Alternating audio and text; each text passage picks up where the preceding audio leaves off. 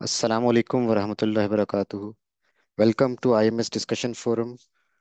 आज का हमारा information session is about research methodologies and we have a guest speaker, Ms. Mamoona Rashid. She would be presenting about the different methodologies that are used in research and how they are applied practically.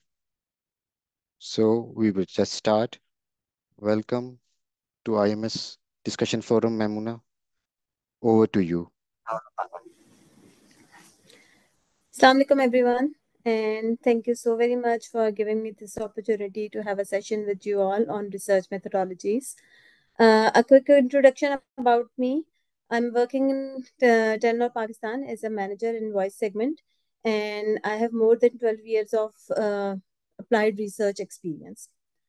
So, हम लोग सबसे पहले start लेते हैं कि research methodology हमारे पास है क्या, हमें रिसर्च की नीड क्यों होती है। इसमें हम जब रिसर्च मेथोडोलॉजी को डिस्कस कर रहे होंगे, यहाँ पे हम जो जो एजेंडा आइटम्स कवर कर रहे हैं उसमें हम सबसे पहले देखेंगे कि व्हाट इज रिसर्च।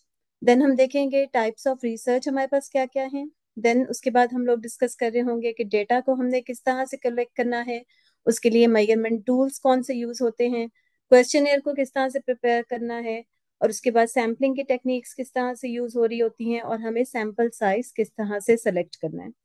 हम आज के इस डिस्कशन में ये सारे टॉपिक्स कवर कर रहे होंगे।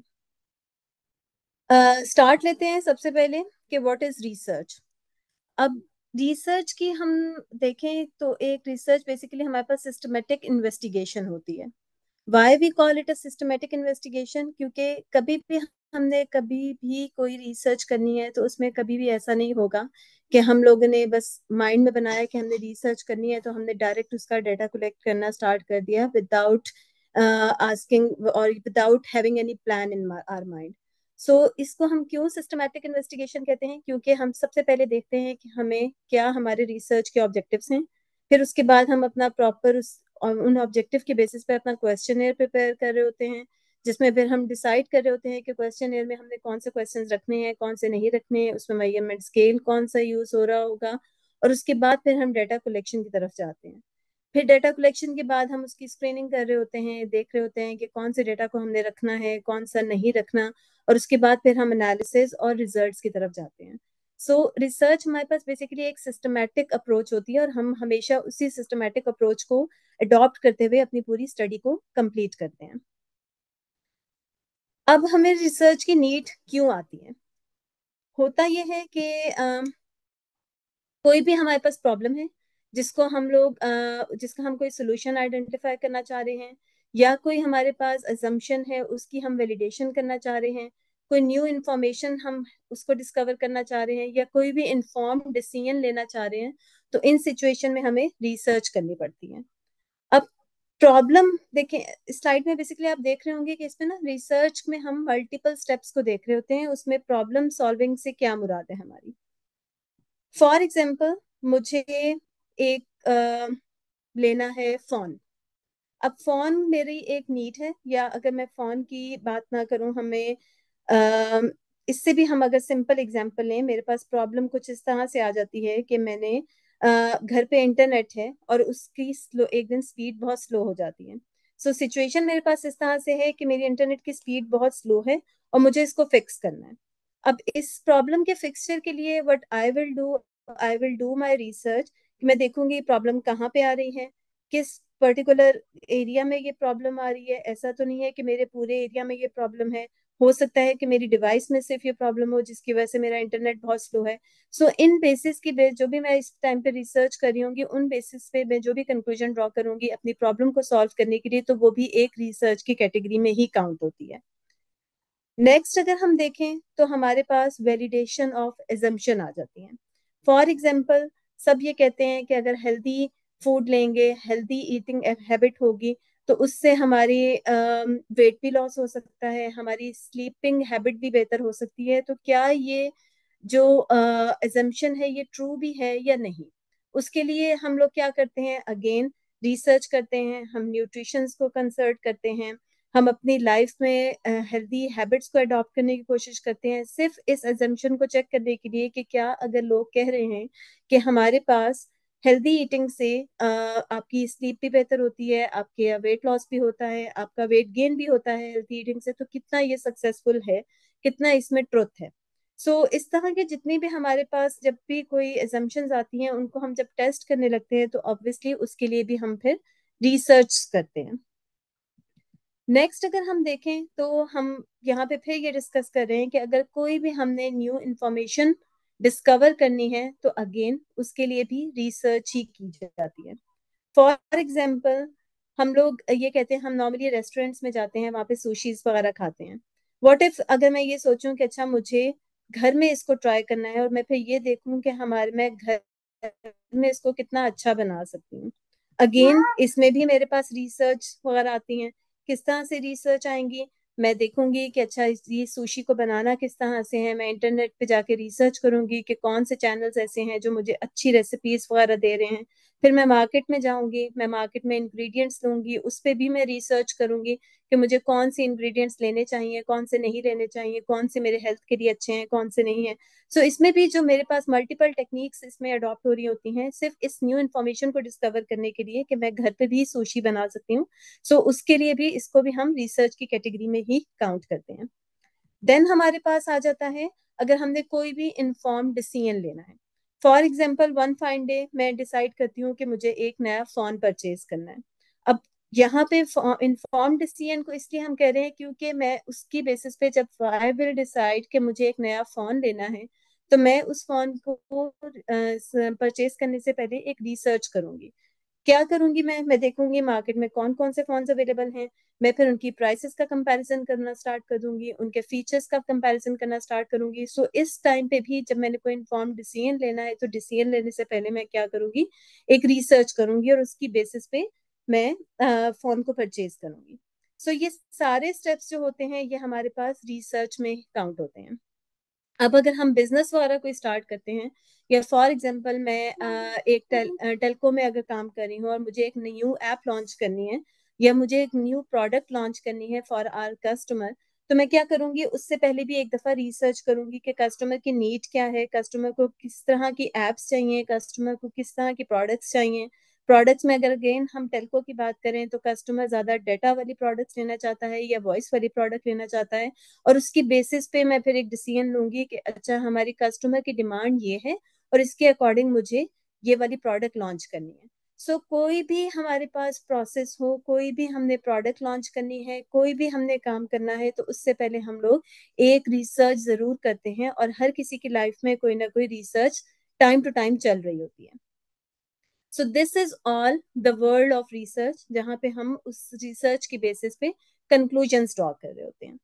अब अगर मैं आप लोगों से पूछूं कि अगर रिसेंटली आप लोगों की लाइफ में कोई ऐसा इवेंट आया हो, या कोई भी ऐसी सिचुएशन आई हो जिसकी बेसिस पे आप लोगों ने रिसर्च वगैरह प्लान की हो और उसकी बेसिस पे डिसीजंस वगैरह लिए हों, अगर कोई अपने में ऐसा ये शेयर करना चाहे कि यस, हम लोग भी अपनी डे ऑन डे लाइफ में रिसर्च की बेसिस पे ही अपनी लाइफ को स्पेंड कर रहे होते हैं और डिसीजंस ले रहे होते हैं। अगर आप लोगों में से कोई अपना एक्सपीरियंस शेयर करना चाहे।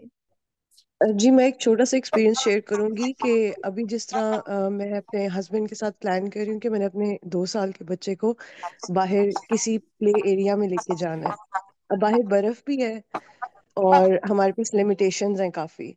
तो उसके लिए मुझे रिसर्च करनी पड़ेगी कि कौन सी बेस्ट सूटेबल एनवायरनमेंट है और जगह है जहाँ पे मैं अपने बच्चे को लेके जाऊँ। बिल्कुल बिल्कुल एग्जैक्टली ऐसा ही है। देखिए, आपकी लाइफ में ना कुछ भी हो रहा है, हम अपने इर्द गिर्द सबसे पहले ऑब्जर्व करते हैं कि हमें हमारे इर्द गिर्द हो क्या रहा है, और उसकी बेसिस पे हम कंक्लूजन्स ड्रॉ करते हैं। ऐसा कभी भी नहीं होता कि वन फाइन डे मेरे माइंड में कोई भी बात आई है और उसकी बेसिस पे मैं कंक्लूजन ड्रॉ कर लूंगी। ठीक है, क्योंकि हर चीज के अपने प्रोज एंड कॉन्स होते हैं ना। हम हमेशा रिसर्च की बेस पे ही देखें। रिसर्च सिर्फ यही नहीं है कि हमने इंटरव्यूज ले लिए लोगों से, हमने फोकस ग्रुप करवा लिए, ठीक है, हमने कोई भी डिस्कशंस हैं जहां से कंक्लूजन ड्रॉ के लिए, ऐसा कभी भी नहीं होता। अगर आप सिर्फ ऑब्जर्व भी कर रहे हैं अपनी सराउंडिंग में कि क्या हो रहा है क्या नहीं हो रहा, और उसकी बेसिस पे डिसीजंस ले रहे हैं, तो वो भी हमारी रिसर्च ही होती है। वेरी गुड, एग्जैक्टली ऐसा ही होता है, और सबकी लाइफ में हमेशा रिसर्च की बेसिस पे ही हम लोग कंक्लूजन ड्रॉ कर रहे होते हैं। Okay, so move on to the next slide. अब हमारे पास रिसर्च, जिस तरह से अभी मैंने मल्टीपल सिचुएशंस आपके सामने एक्सप्लेन की थी कि हमारे पास मल्टीपल सिचुएशंस होती हैं जिनकी बेसिस पे हम लोग रिसर्च कर रहे होते हैं। सो इन्हीं सिचुएशन की बेसिस पे हम लोग डिसाइड करते हैं types of research. So types of research क्या है, अगेन डिपेंड करता है कि आपकी प्रॉब्लम क्या है और उसको हम लोग किस तरह से लेके आगे चल रहे हैं। So starting from the types of research, सबसे पहले जो हमारे पास रिसर्च की टाइप है that is the basic research. Basic research में हमारे पास सिंपल, हमने अगर कभी भी कोई भी अब हम अपने इर्द गिर्द अगर ऑब्जर्व करें कोई भी सिचुएशन, बेसिकली हम अगर उसकी बेसिस पे कोई भी कंक्लूजन ड्रॉ नहीं कर रहे, उस पे हम उसकी बेसिस पे कोई भी इम्प्लीमेंटेशन नहीं कर रहे, सिर्फ हम अपने इर्द गिर्द ऑब्जर्व करें कि लोगों की म्यूजिक की प्रेफरेंस क्या है, वेदर जो है वो किस तरह से मूड्स को चेंज करता है, ट्रैफिक का बिहेवियर किस तरह से चल रहा है, हमारे पास ऑफिस टाइमिंग्स में ट्रैफिक का बिहेवियर कैसा होता है, देखें ये सिर्फ हमारी ऑब्जर्वेशन है, ठीक है। या फिर हमारे स्लीपिंग पैटर्न्स जो हैं उसके उसका हमारे मूड पे किस तरह से असर होता है। सो ये जो अभी मैं पहले आपको जिस तरह से एक्सप्लेन कर चुकी हूँ कि हमारे पास जो भी हम इर्द गिर्द ऑब्जर्व कर रहे होते हैं चीजों को, वो भी आपकी रिसर्च ही काउंट होती है और इसको हम बेसिक रिसर्च की कैटेगरी में काउंट करते हैं। ऑल्दो कि हमने इनकी बेसिस पे कोई भी कंक्लूजन ड्रॉ नहीं किया या उसकी बेसिस पे हमने अपनी लाइफ में कोई और फर्दर इम्पैक्ट लेके नहीं आए, लेकिन जो भी हमारी ऑब्जर्वेशंस हैं वो हमारे पास बेसिक रिसर्च कैटेगरी में काउंट होती हैं। Can you please change the slide, next one. अभी हम बेसिकली डिस्कस कर रहे थे बेसिक रिसर्च को, ठीक है। So next, move to the next slide. Slide is not changing. Yes, now applied research. अभी जैसे मैंने आपसे बात की थी कि बेसिक रिसर्च क्या है, कि हम अपनी सराउंडिंग में जो भी चीजें ऑब्जर्व कर रहे हैं वो हमारे पास बेसिक रिसर्च में आती हैं। अब अप्लाइड रिसर्च किस तरह से होती है, कि जब भी आपने किसी भी प्रॉब्लम को के सोल्यूशन की तरफ जाना है, फॉर एग्जाम्पल मेरे पास प्रॉब्लम आ गई है कि अच्छा डायबिटिक, कि हमने डायबिटीज को किस तरह से कंट्रोल करना है। सो उसके लिए मैं क्या करूंगी कि मैं सबसे पहले रिसर्च करूंगी कि अच्छा मुझे अपनी हीटिंग ईटिंग हैबिट्स किस तरह से चेंज करनी है, मुझे अपनी लाइफ में एक्सरसाइज को किस तरह से लेके आना है, मुझे किस तरह से अपने मूड को बेहतर रखना है ताकि मैं कम से कम टेंशन की तरफ जाऊं, और उसकी बेसिस पे मैं उन चीजों को अपनी लाइफ में इम्प्लीमेंट करना भी स्टार्ट कर दूंगी। तो ये आपके पास अप्लाइड रिसर्च में आ जाता है। फॉर एग्जाम्पल अगर हम लोग कह रहे हैं कि अच्छा जी कोई एक आपके पास डिजीज है, या लेट्स सपोज आपके पास कैविटी है आपके टूथ में, सो मुझे उसको किस तरह से कंट्रोल करना है कि मैं उस कैविटी की पेन से भी बच सकूं और मैं अपने बाकी जो टीथ हैं उनको भी वहां उनके डैमेज होने से बचा सकूं। सो अगेन मैं उसके लिए रिसर्च करूंगी, सबसे पहले देखूंगी, डॉक्टर के पास जाऊंगी, उनसे कंसल्ट करूंगी, इंटरनेट पे स्टडी करूंगी कि हमारे पास क्या क्या चीजें हैं जिनसे मैं बेहतर तरीके से अपने टीथ की केयर कर सकती हूँ, और उसके बाद फिर मैं वही सारी चीजें अडॉप्ट करना शुरू करूंगी अपनी लाइफ में। सो this is called applied research. जब हम बेसिक से नेक्स्ट स्टेप की तरफ मूव करते हैं, यानी उसको अप्लाई करना शुरू करते हैं, तो वो हमारे पास अप्लाइड रिसर्च की कैटेगरी में आ जाता है। नेक्स्ट हमारे पास है अप्लाइड रिसर्च के बाद क्वांटिटेटिव रिसर्च। अब क्वांटिटेटिव रिसर्च अपने नाम से ही हमें पता चल रहा है, इसके नाम से, कि इट्स फ्रॉम क्वांटिटी। क्वांटिटी क्या होती है, जब हम मेजरमेंट्स की तरफ जाते हैं, नंबर्स की तरफ जाते हैं। जब भी मेरी ऐसी रिसर्च जिसमें नंबर्स इन्वॉल्व हो जाते हैं तो उसको हम क्वांटिटेटिव रिसर्च कैटेगरी में काउंट करते हैं। फॉर एग्जाम्पल मुझे अगर ये देखना है कि अगर मैं किसी मार्ट में गई हूँ, किसी एक प्रोडक्ट की जो सेल है डे ऑन डे बेसिस पे कितनी हो रही है, सो वहां पे कितनी जो वर्ड है वो क्वांटिटी के लिए यूज होगा, सो वो हमारे पास क्वांटिटेटिव रिसर्च आना शुरू हो जाएगी। या इसी तरह से अगर मुझे फॉर एग्जांपल कस्टमर की चेक करना है कि वो एक दिन में कितना, कस्टमर भी नहीं, एक ह्यूमन बीइंग एक दिन में कितने ग्लास पानी पी लेता है ऑन दी एवरेज, सो मैं क्या करूंगी, अगेन उसके लिए रिसर्च करूंगी, मल्टीपल लोगों के साथ डिस्कशन करूंगी, उनसे पूछूंगी कि उनकी ड्रिंकिंग वाटर्स जो हैं एक ग्लास में कितने होते हैं, और उसकी बेस में मैं नंबर ऑफ ग्लासेस कैलकुलेट करने के बाद जो भी डिसीजन ले रही हूँ, that is called the quantitative research. Quantitative research के बाद नेक्स्ट हमारे पास आ जाती है क्वालिटेटिव रिसर्च। अगेन नाम से ही पता चल रहा है, जहां पे क्वालिटी हमारे पास, जहां पे भी क्वालिटी की बात हो रही होगी उसको हम क्वालिटेटिव रिसर्च का नाम देते हैं। अब क्वालिटेटिव रिसर्च में हमारे पास क्या है, फॉर एग्जांपल हम कस्टमर के बिहेवियर्स को देखना शुरू कर दें, उनकी प्रेफरेंसेस को देखना शुरू कर दें, उस पर रिसर्च करना शुरू कर दें, तो that is are qualitative research. Examples इसको हम इस तरह से एक्सप्लेन करते हैं कि अगर मैंने कस्टमर की सेटिस्फेक्शन को मेजर करना है कि वो कितना सेटिस्फाइड है मेरी प्रोडक्ट से, तो वहां पे मैं उसकी क्वालिटी मेजर कर रही हूँ कि वो बहुत ज्यादा सेटिस्फाइड है या वो बिल्कुल भी सेटिस्फाइड नहीं है या उसके ओपिनियंस न्यूट्रल की तरफ जा रहे हैं। ठीक है, सो वहां पे हम उसकी क्वालिटी को मेजर करना शुरू कर देते हैं।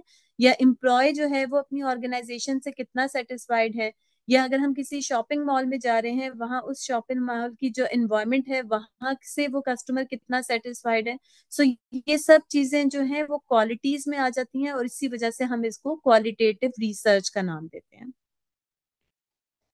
नेक्स्ट हमारे पास है डिस्क्रिप्टिव रिसर्च। अब अगेन डिस्क्रिप्टिव रिसर्च अपने नाम से ही एक्सप्लेन कर रहा है to describe the characteristic of the phenomena. अब फॉर एग्जांपल हम अगर ये देखना चाह रहे हैं कि हमारे पास जो ऑनलाइन शॉपिंग है उसके उसके डेमोग्राफिक्स पे क्या असर होता है, ठीक है, या फिर जो हमारे पास अर्बनाइजेशन है उसका एयर क्वालिटी पे क्या रिफ्लेक्ट होता है। सो जहां पे भी हम इस एक चीज का इम्पैक्ट देख रहे होते हैं कि वो हमारे पास किस तरह से बिहेवियर्स को चेंज कर रही है और उसकी बेसिस पे अगर हम रिसर्च को कर रहे हो तो that is called descriptive research. Descriptive research के बाद नेक्स्ट हमारे पास आ जाता है exploratory research, again to explore the problem और टू अंडरस्टैंड द प्रॉब्लम। अब होता यह है कि जब भी हमने फॉर एग्जांपल ये देखना है कि हमारे पास लेट्स सपोज एक ऐप है और कस्टमर उसको बहुत ज्यादा अनइंस्टॉल करना शुरू कर देता है, सो वहां पे एक प्रॉब्लम आइडेंटिफाई हुई है ना। सो उस प्रॉब्लम को हम उसकी आइडेंटिफिकेशन को हम चेक करने के लिए कि ऐसा क्यों है कि हमारी ऐप की इंस्टॉलेशन जो है वो कम होती जा रही है और कस्टमर उसको अनइंस्टॉल करना शुरू कर देता है। सो इस तरह की जितनी भी रिसर्च होती है जिसमें हम किसी भी प्रॉब्लम की रीजन को आइडेंटिफाई करना चाह रहे हो, उसकी रीजन को एक्सप्लेन करना चाह रहे हो, तो उसको हम लोग एक्सप्लोरेटरी रिसर्च का नाम देते हैं। नेक्स्ट हमारे पास जो रिसर्च की टाइप है दैट इज एक्सप्लेनेटरी रिसर्च। ठीक है, जब आपने एक प्रॉब्लम एक्सप्लोर कर ली है तो अब आप एक्सप्लेन कर पाएंगे ना कि फॉर एग्जांपल कि हमारे पास अगर लेट्स सपोज मेरी डाइट अच्छी नहीं है तो उसका मेरी मेंटल हेल्थ पे ये इम्पेक्ट आएगा।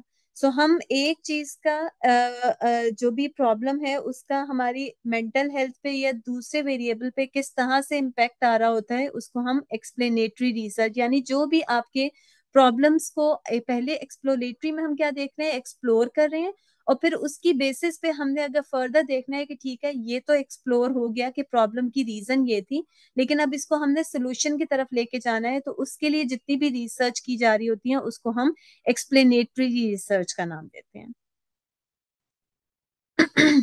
नेक्स्ट हमारे पास क्या है, एक्सपेरिमेंटल रिसर्च। अगेन नाम से ही पता चल रहा है कि कोई भी हाइपोथेसिस जब हमने उसको टेस्ट करना है तो उसके लिए जो भी रिसर्च की मेथोडोलॉजी यूज होती है उसको हम एक्सपेरिमेंटल रिसर्च का नाम देते हैं।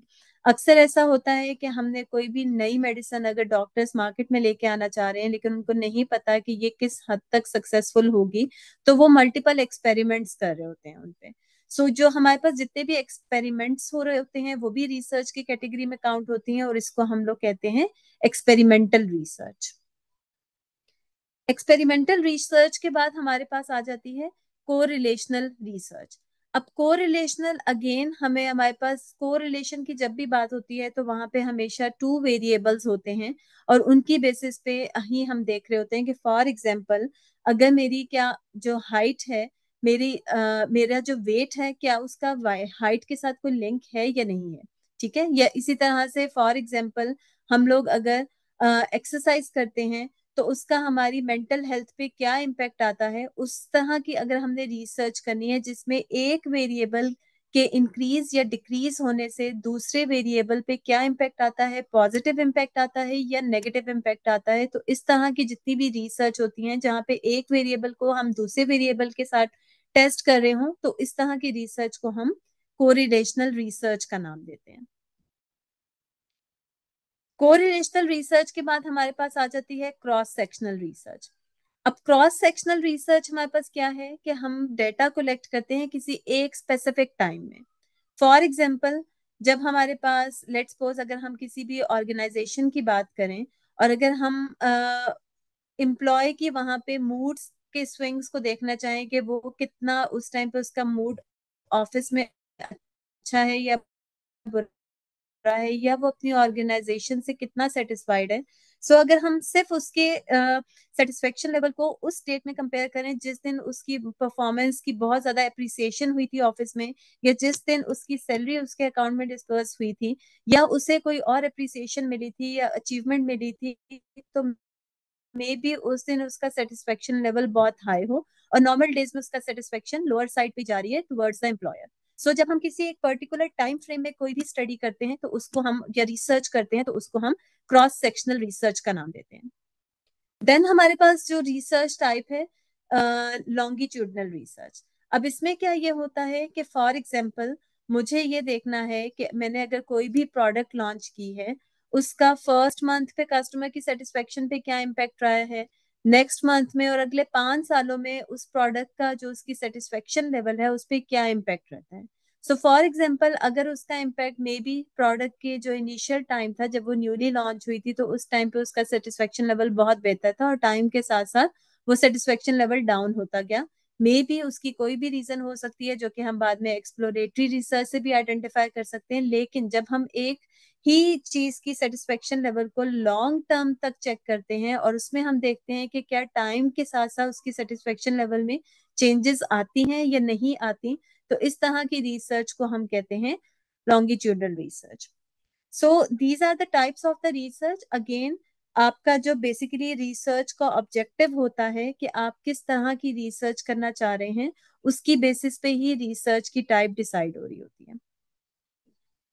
अब आप लोगों से मुझे ये पूछना है कि जो अभी हमने जितनी भी टाइप्स डिस्कस की हैं रिसर्च की, इनमें से कौन सी ऐसी रिसर्च टाइप है जो कि आप लोगों ने अपनी लाइफ में या की है, या किसी ने आपसे करवाई है, या किसी ना किसी तरह से आप लोगों ने इनमें से किसी भी टाइप को एक्सपीरियंस किया हो।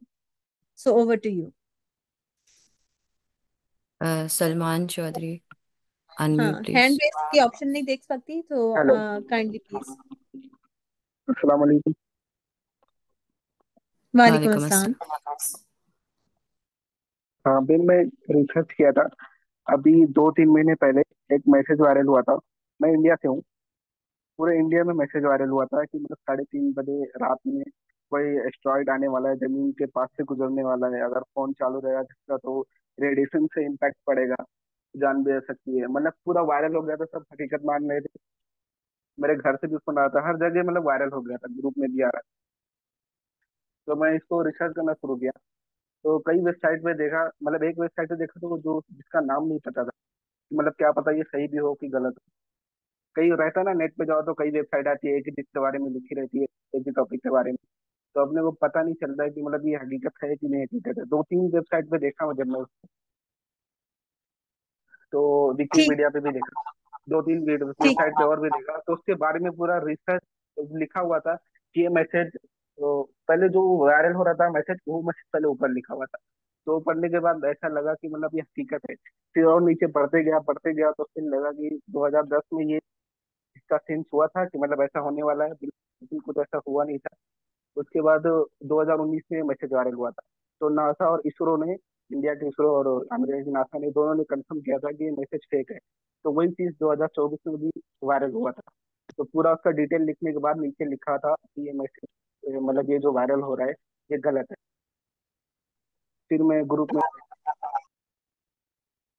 ठीक है। So what do you think कि ये आपकी कौन सी रिसर्च मेथोडोलॉजी थी जो आपने उस टाइम पे अडॉप्ट की थी? अच्छा, इट्स नॉट मैंडेटरी कि जब भी आप रिसर्च करने लगे तो उस टाइम पे कोई एक ही मेथोडोलॉजी उस पे अप्लाई हो रही हो। ठीक है। आपकी एक टाइम पे जो भी रिसर्च स्टडी आप कर रहे हैं उसमें मल्टीपल मेथोडोलॉजीज अप्लाई हो सकती हैं। सो आपको क्या लगता है कि आपकी उस टाइम पे आपने कौन सी रिसर्च मेथोडोलॉजी अप्लाई की थी? जैनब, क्योंकि वो चीज उस टाइम पे बहुत वायरल हो गई थी, तो एक 2-3 टेक्स्ट लिखने के बाद में गूगल सामने कर दिया था, वो सामने आ गया था कि मतलब वो एस्ट्रॉइड गुजरने वाला है यहाँ से। मतलब न्यूज पे भी, एक आध छोटे छोटे न्यूज पे भी आ रहा था। तो मैं वो ठीक है। सर्च देखें करने के बाद, क्योंकि वो टाइम पे इंडिया में इतनी वायरल थी कि मतलब 2-3 वेबसाइट पे सीधा सामने आ गया था मुझे।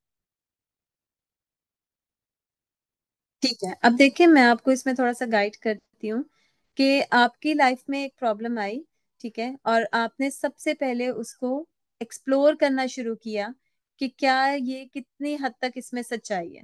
ठीक है।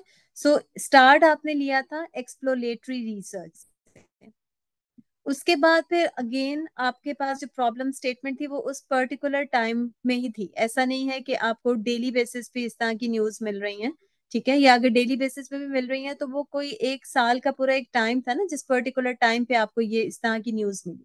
सो वहां पे अगर हम इसको देखें तो यहाँ पे आपकी क्रॉस सेक्शनल रिसर्च भी अप्लाई होती थी, ठीक है। जिस तरह से आपने बताया कि शायद 2024 में भी आपको एक पर्टिकुलर टाइम पे ये कहा गया था कि ये आपके पास इस तरह का आएगा। सो अगेन रिसर्च की जो आपके पास टाइप्स हैं, और फिर जब आपने उससे कंक्लूजन ड्रॉ कर लिया कि नहीं सब चीजें फेक हैं और ऐसा कुछ भी नहीं होने जा रहा, सो उस टाइम पे जो आपके पास उस टाइम पे भी आपने स्टडी की ना फर्दर, उसको आप पढ़ते गए पढ़ते गए पढ़ते गए और आप एक्सप्लेनेटरी रिसर्च की तरफ मूव होना शुरू हो गए। सो इस टाइम पे आपने मल्टीपल रिसर्च की टाइप्स अडॉप्ट की थी और उसकी बेसिस पे आपने डिसाइड किया था कि अच्छा ये सब कुछ फेक है या रियल है या कितना इसमें सच्चाई है, ठीक है। एनीवन एल्स कोई अपना एक और एक्सपीरियंस शेयर करना चाहे? Hijab, would you please unmute yourself? Yeah, I recently researched about skipping sugar from diet. How will it affect my health? So I figured it out like it will help in my weight loss, better skin, and it also reduced my cravings. So that's it. I think so. It's cross-sectional resource method. Cross sectional हम देखें, आप basically diet weight loss करना चाह रही थी, ऐसा ही है?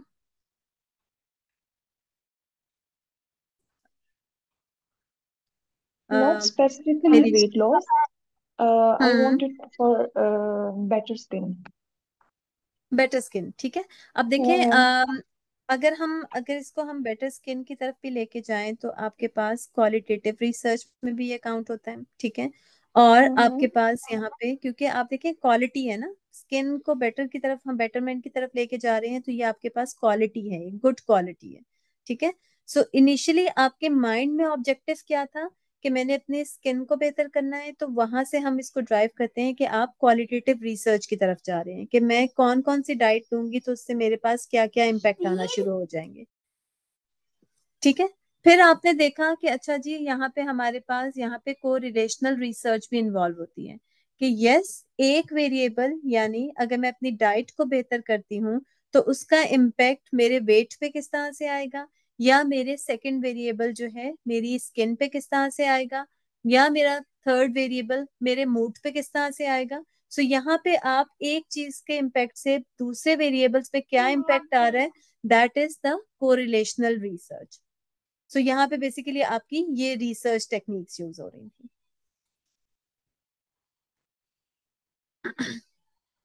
ठीक है। सबको अंडरस्टैंडिंग हो गई है कि हमारे पास रिसर्च टाइप्स क्या है, तो फिर हम नेक्स्ट टाइप्स की तरफ मूव करते हैं। अगर कोई भी किसी का क्वेश्चन हो तो काइंडली प्लीज बता दीजिएगा। अच्छा, नेक्स्ट हमारे पास है डेटा कलेक्शन। अब देखें रिसर्च में क्या है, जैसे हम लोग स्टार्ट से ही एक्सप्लेन करते आ रहे हैं कि हमने किसी ना किसी प्रॉब्लम की आइडेंटिफिकेशन के लिए रिसर्च करनी है, या हमने कोई न्यू सोल्यूशन आइडेंटिफाई करना है उसकी रिसर्च करनी है, या कोई हमारे पास एजम्पशन है उसके लिए उसको वो कितने हद तक उसको हमने उसकी ट्रू एंड फॉल्स देखना है। सो इन सब के लिए हमें डेटा कलेक्ट करना पड़ता है। जैसे एक पार्टिसिपेंट ने कहा था कि उन्हें एक प्रॉब्लम आई थी, कोई न्यूज वायरल हो गई थी, तो उन्होंने इंटरनेट पे मल्टीपल न्यूज को स्टडी करना शुरू कर दिया। सो ये बेसिकली हमारे पास डेटा कलेक्शन की फॉर्म होती है, ठीक है। अब डेटा आपके पास क्या है, डेटा हमारे पास जो है वो दो तरह से कलेक्ट होता है। एक हमारे पास होता है प्राइमरी डेटा सोर्स और एक हमारे पास होता है secondary data source. Primary data हमारे पास क्या होता है कि जब भी हमने कोई रिसर्च करनी है जिसमें हम प्रॉपर क्वेश्चनर्स डेवलप करते हैं और फिर उन क्वेश्चनर्स की बेसिस पे डेटा कलेक्ट करते हैं, सो यानी वो डेटा जो कि आपके पास पहले से अवेलेबल नहीं है, आपने बिल्कुल एक न्यू डेटा लेके आना है, सो उसको हम लोग कहते हैं प्राइमरी डेटा सेट, जिसमें हम क्वेश्चनर्स के थ्रू भी डेटा कलेक्ट कर सकते हैं, इंटरव्यूज कंडक्ट करके भी डेटा कलेक्ट कर सकते हैं, फोकस ग्रुप्स कंडक्ट करवा के भी खुद से ऑब्जर्व कर सकते हैं। जैसे मैं डेली लाइफ में, मैंने स्टार्ट में बताया था कि मैं देख रही हूँ, अच्छा जी मॉर्निंग टाइम में या जब इवनिंग टाइम होता है, ऑफिस से ऑफ का टाइम होता है, उस टाइम पे ट्रैफिक कंजेशन बहुत ज्यादा होती है, ये मेरी ऑब्जर्वेशन है। या फिर मैं खुद से एक्सपेरिमेंट कर रही हूँ कि अगर मैं कुकिंग कर रही हूँ, मुझे उसमें सॉल्ट ज्यादा कर दिया तो क्या होगा खाने के साथ, अगर मैंने मिर्चें या ऑयल उसमें ज्यादा कर दिया तो क्या होगा, या अगर मैंने फॉर एग्जाम्पल कोई भी मेडिसिन बनानी है, उसमें अगर मैं किसी चीज की क्वांटिटी ज्यादा करती हूँ तो उससे पेशेंट्स पे क्या इम्पैक्ट आएगा, एक्सपेरिमेंट्स कर रही हूँ।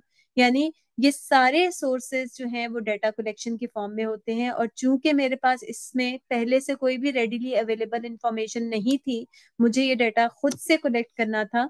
सो इस तरह का डाटा जो हम लोग पहले से अवेलेबल ना हो और हमें खुद डाटा कलेक्ट करके इंफॉर्मेशन ड्राइव करनी है, ऐसे डाटा सेट को हम कहते हैं प्राइमरी डाटा, जो कि हम फिर बाद में रिसर्च के लिए यूज करते हैं। देन हमारे पास आ जाता है सेकेंडरी डाटा। अब पहले से पब्लिश्ड रिसर्च पेपर में जो भी इंफॉर्मेशन गिवन है और उसकी बेसिस पे हम अपनी प्रॉब्लम्स को भी की भी सोल्यूशन की तरफ जा सकते हैं। या फिर हम लोग फॉर एग्जांपल, मैंने इंटरनेट पे पढ़ लिया कि जी मुझे अगर मोबाइल परचेज करना है, इस मोबाइल का ये फीचर है, इनकी ये प्राइसेस हैं, इनकी ड्यूरेबिलिटी किस तरह की है। अब ये सारी इंफॉर्मेशन हमारे पास ऑलरेडी इंटरनेट पे अवेलेबल थी, ठीक है। सो इस तरह के डेटा सेट्स को हम लोग सेकेंडरी डेटा सेट कहते हैं।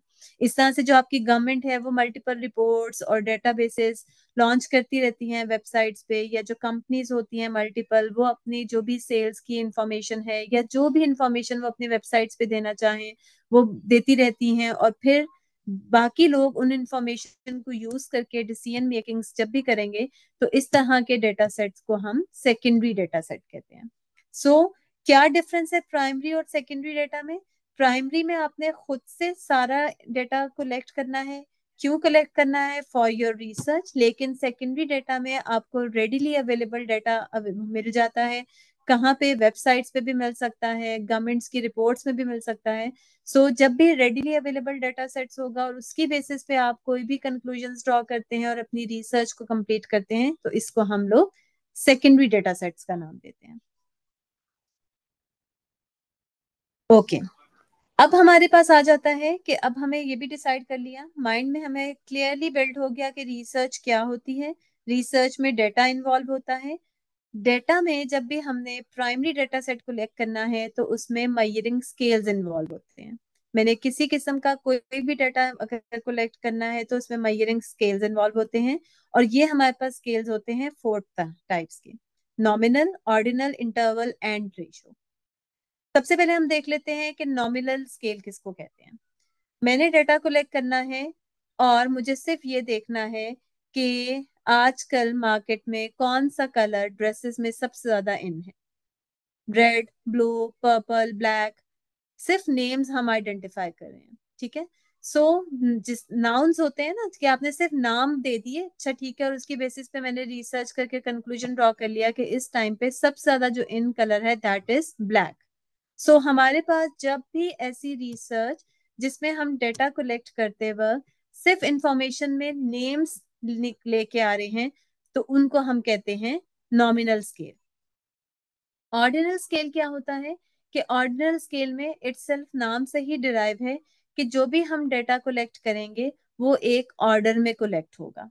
ऐसा नहीं है कि मैं ये कह दूं कि जी कस्टमर की अगर हम let's suppose satisfaction level calculate कर रहे हैं, तो सेटिस्फेक्शन लेवल में मैं पहले बता दूं कि वेरी सेटिस्फाइड, फिर मैं कह दूं वेरी डिससेटिस्फाइड, फिर मैं कह दूं समवन सेटिस्फाइड। नो, एक ऑर्डर लेके हम चलते हैं जिसमें हम पहले बताते हैं कि वेरी डिससेटिस्फाइड, फिर dissatisfied, neutral, somewhat satisfied and very satisfied. यानी हम एक ऑर्डर लेके चल रहे हैं। सो जब भी हम डेटा कलेक्ट करते हैं in the form of order, क्योंकि यहाँ पे ऑर्डर मैंडेटरी है ना, आप यहाँ पे ऑर्डर के बगैर एनालिसिस कर ही नहीं सकते हैं।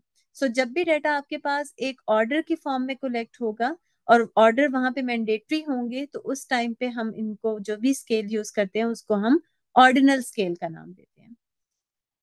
देन हमारे पास आ जाता है इंटरवल स्केल।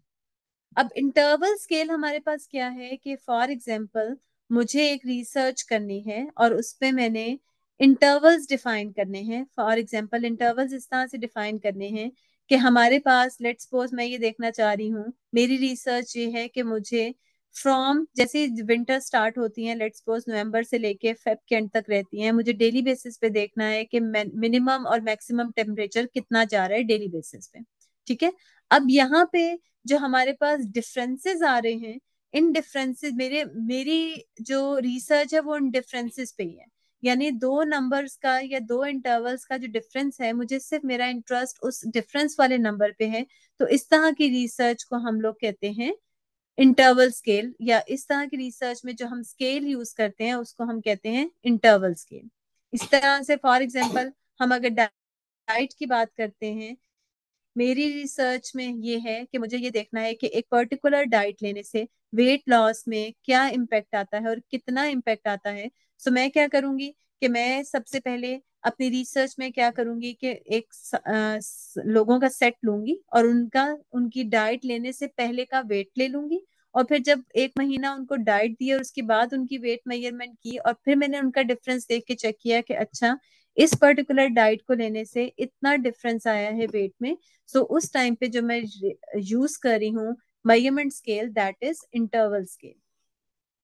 अब इंटरवल स्केल और रेशियो स्केल में डिफरेंस क्या होता है? रेशियो में भी आप नंबर्स को ही यूज कर रहे होते हैं, लेकिन इंटरवल में भी नंबर है, रेशियो में भी नंबर है।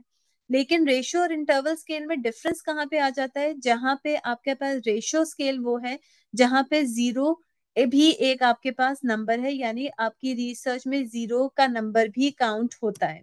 ठीक है, जैसे मैंने इंटरवल स्केल में बताया था, जीरो वेट कुछ नहीं होता, लेकिन जीरो इनकम होती है। सो जहां पे भी आपका जीरो वाले पॉइंट की भी एक वैल्यू है और वो भी हमारी रिसर्च में काउंट हो रहा है, तो उस टाइम पे हमारा इंटरवल स्केल से शिफ्ट होके रेशियो स्केल में आ जाता है।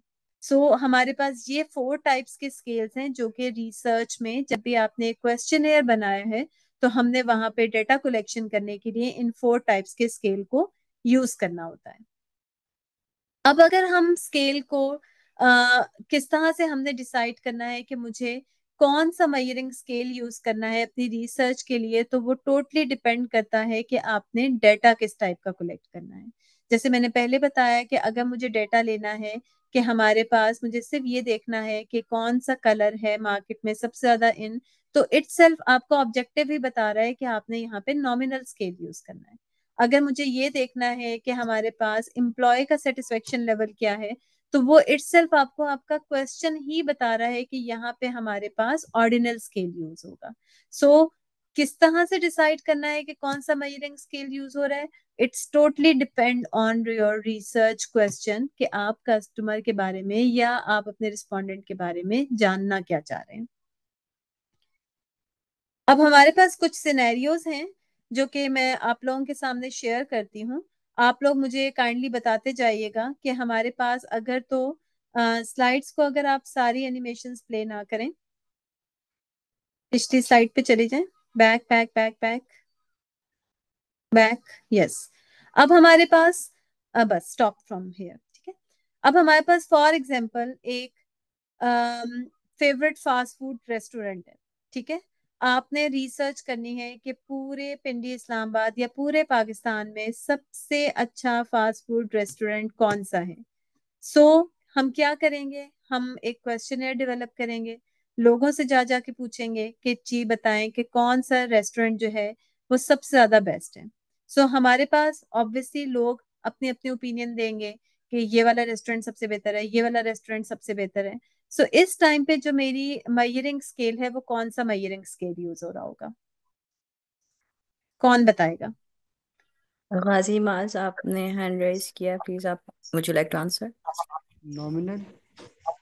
Exactly exactly. क्योंकि हम यहाँ पे किसी किस्म का कोई ऑर्डर नहीं रख रहे, सिर्फ नेम लेके आ रहे हैं सामने कि ये वाला रेस्टोरेंट अच्छा है, ये वाला रेस्टोरेंट अच्छा है, और इसकी बेसिस पे हम देख लेंगे कि सबसे ज्यादा वोट्स किसकी साइड पे हैं, तो यस दिस इज नॉमिनल। अब हम कह रहे हैं कि रेटिंग अ मूवी, इस पे कौन सा स्केल यूज होगा? मूवी बहुत अच्छी थी, बस ठीक थी, बहुत बुरी थी, बस। सो इस टाइम पे हम लोग अगर इस तरह के ओपिनियंस दे लेना चाह रहे हैं कस्टमर से या रिस्पोंडेंट से, तो कौन सा स्केल यूज करेंगे? ऑर्डिनल। मीर।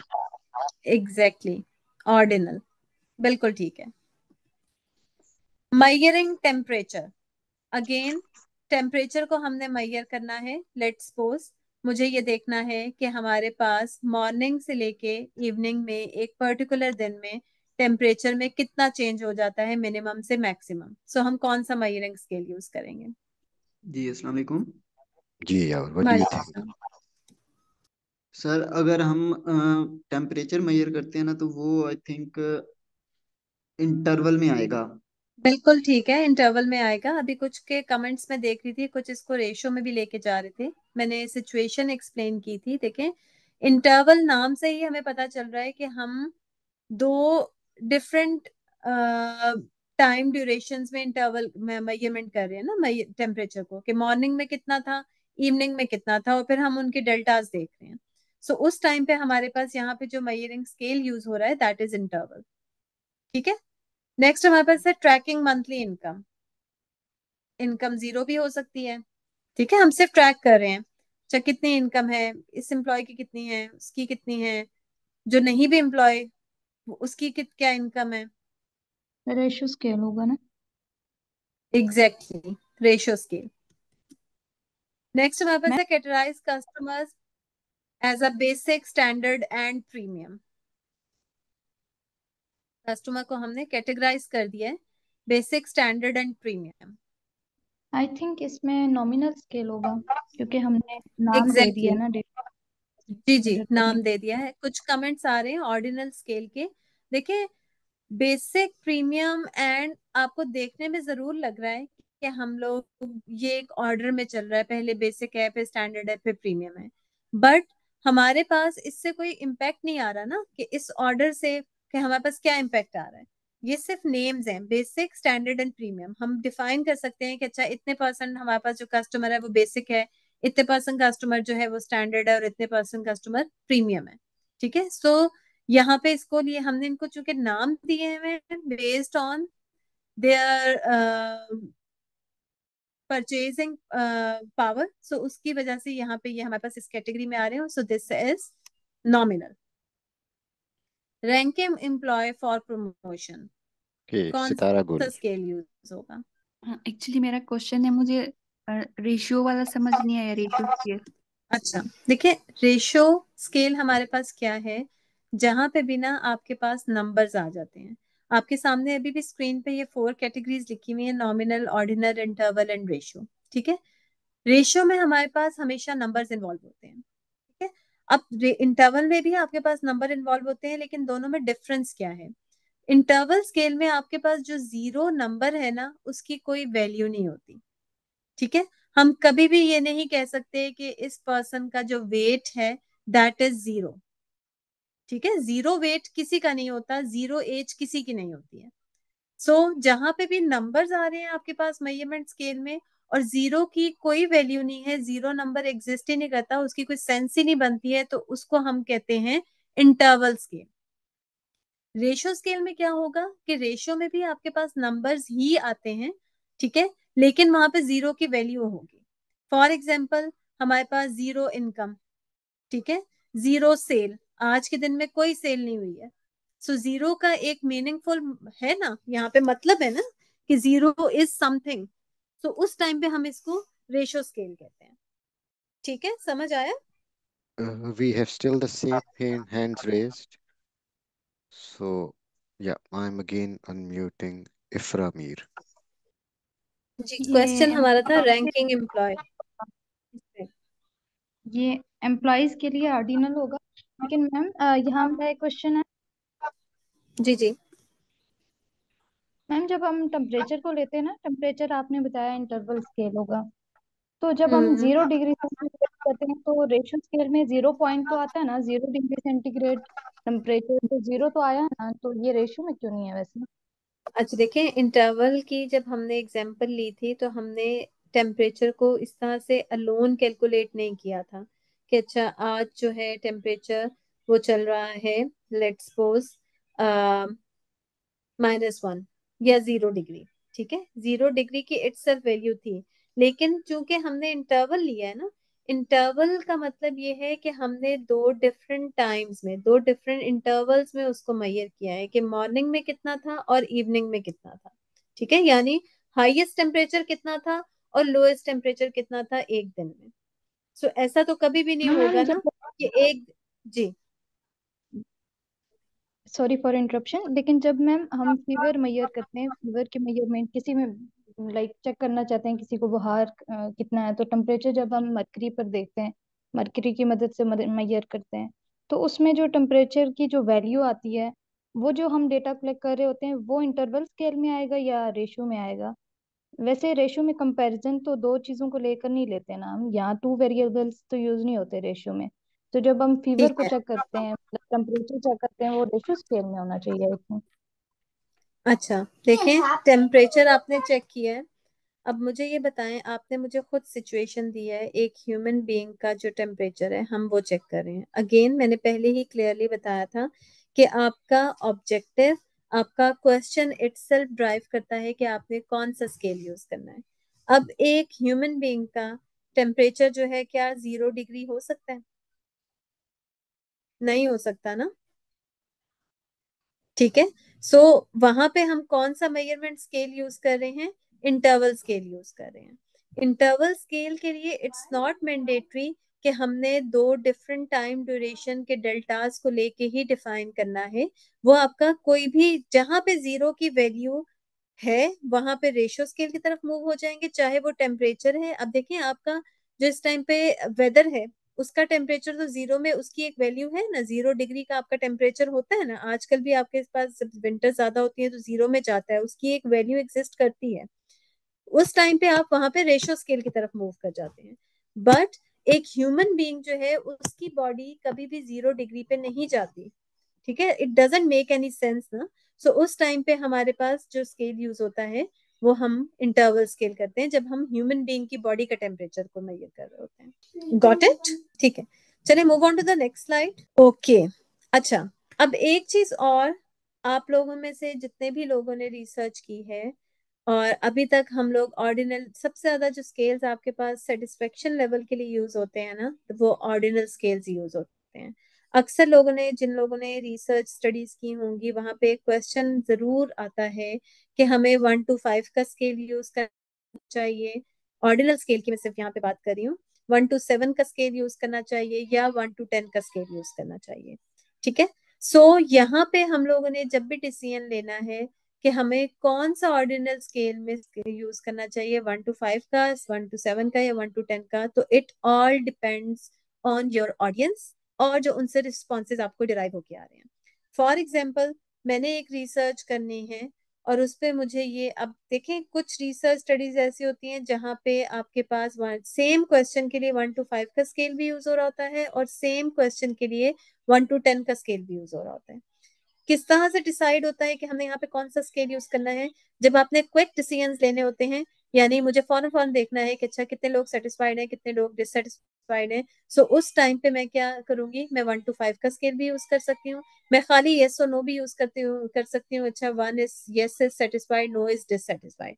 बट जब मुझे मूव करना है सेटिस्फेक्शन लेवल को फर्दर ग्रेन्युलर लेवल पे जाके, कि वो बहुत ज्यादा एक्सट्रीम लेवल का सेटिस्फाइड था या उसकी सेटिस्फेक्शन जो थी वो बस टू सम एक्सटेंड ही थी, बहुत ज्यादा सेटिस्फाइड नहीं था। ठीक है, मुझे ये तो पता चल गया कि मेरा कस्टमर सेटिस्फाइड है, लेकिन वो किस एज में है, अपर एज में या लोअर एज में? क्योंकि अगर वो लोअर एज में है तो मेरे लिए तो खतरा है, वो लोअर एज से कभी भी डिससेटिस्फेक्शन की तरफ जा सकता है। लेकिन अगर वो अपर वाली साइड पे है तो फिर मेरे लिए बेस्ट सिचुएशन है कि ठीक है, ये बहुत एक्सट्रीम लेवल का सेटिस्फाइड है।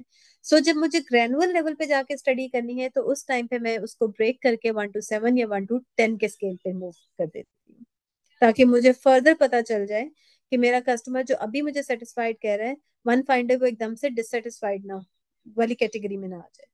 क्योंकि वो यकीनन वो 9 10 नहीं होगा, वो 7 8 हो सकता है, और 7 8 से 6 में आना इजी है एज कम्पेयर टू 9 10 से 6 में आना या 4 में आना।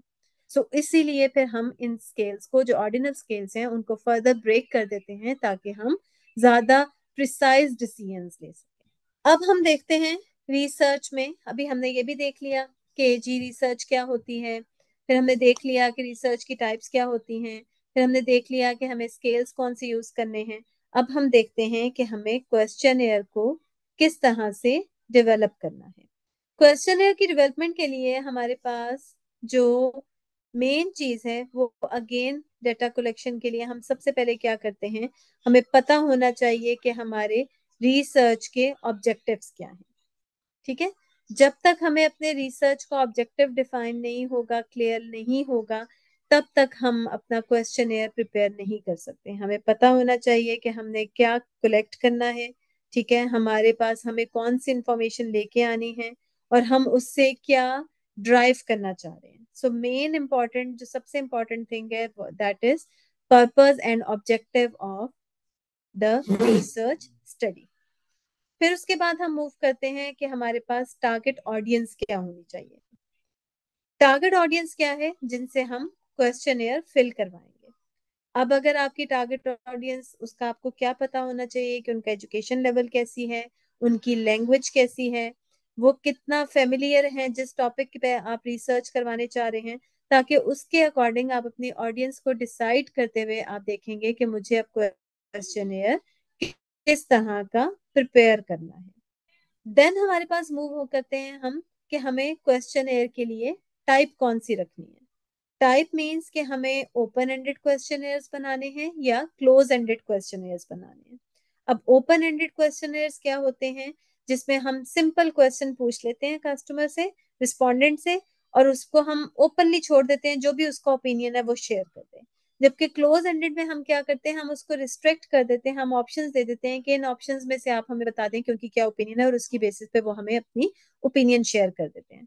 सो हमें क्वेश्चनर बनाते हुए टाइप ऑफ क्वेश्चनर को भी जरूर कंसिडर करना होता है, अगेन अपनी ऑडियंस को देखते हुए कि वो ओपन एंडेड के लिए ज्यादा बेहतर है या क्लोज एंडेड के लिए। क्लोज एंडेड में फिर ये होता है कि आपको एक पहले पायलट स्टडी करना पड़ती है और आपको देखना पड़ता है कि क्या पॉसिबल आंसर्स बन सकते हैं, और उसके अकॉर्डिंग ही आप क्लोज एंडेड बना सकते हैं क्वेश्चन।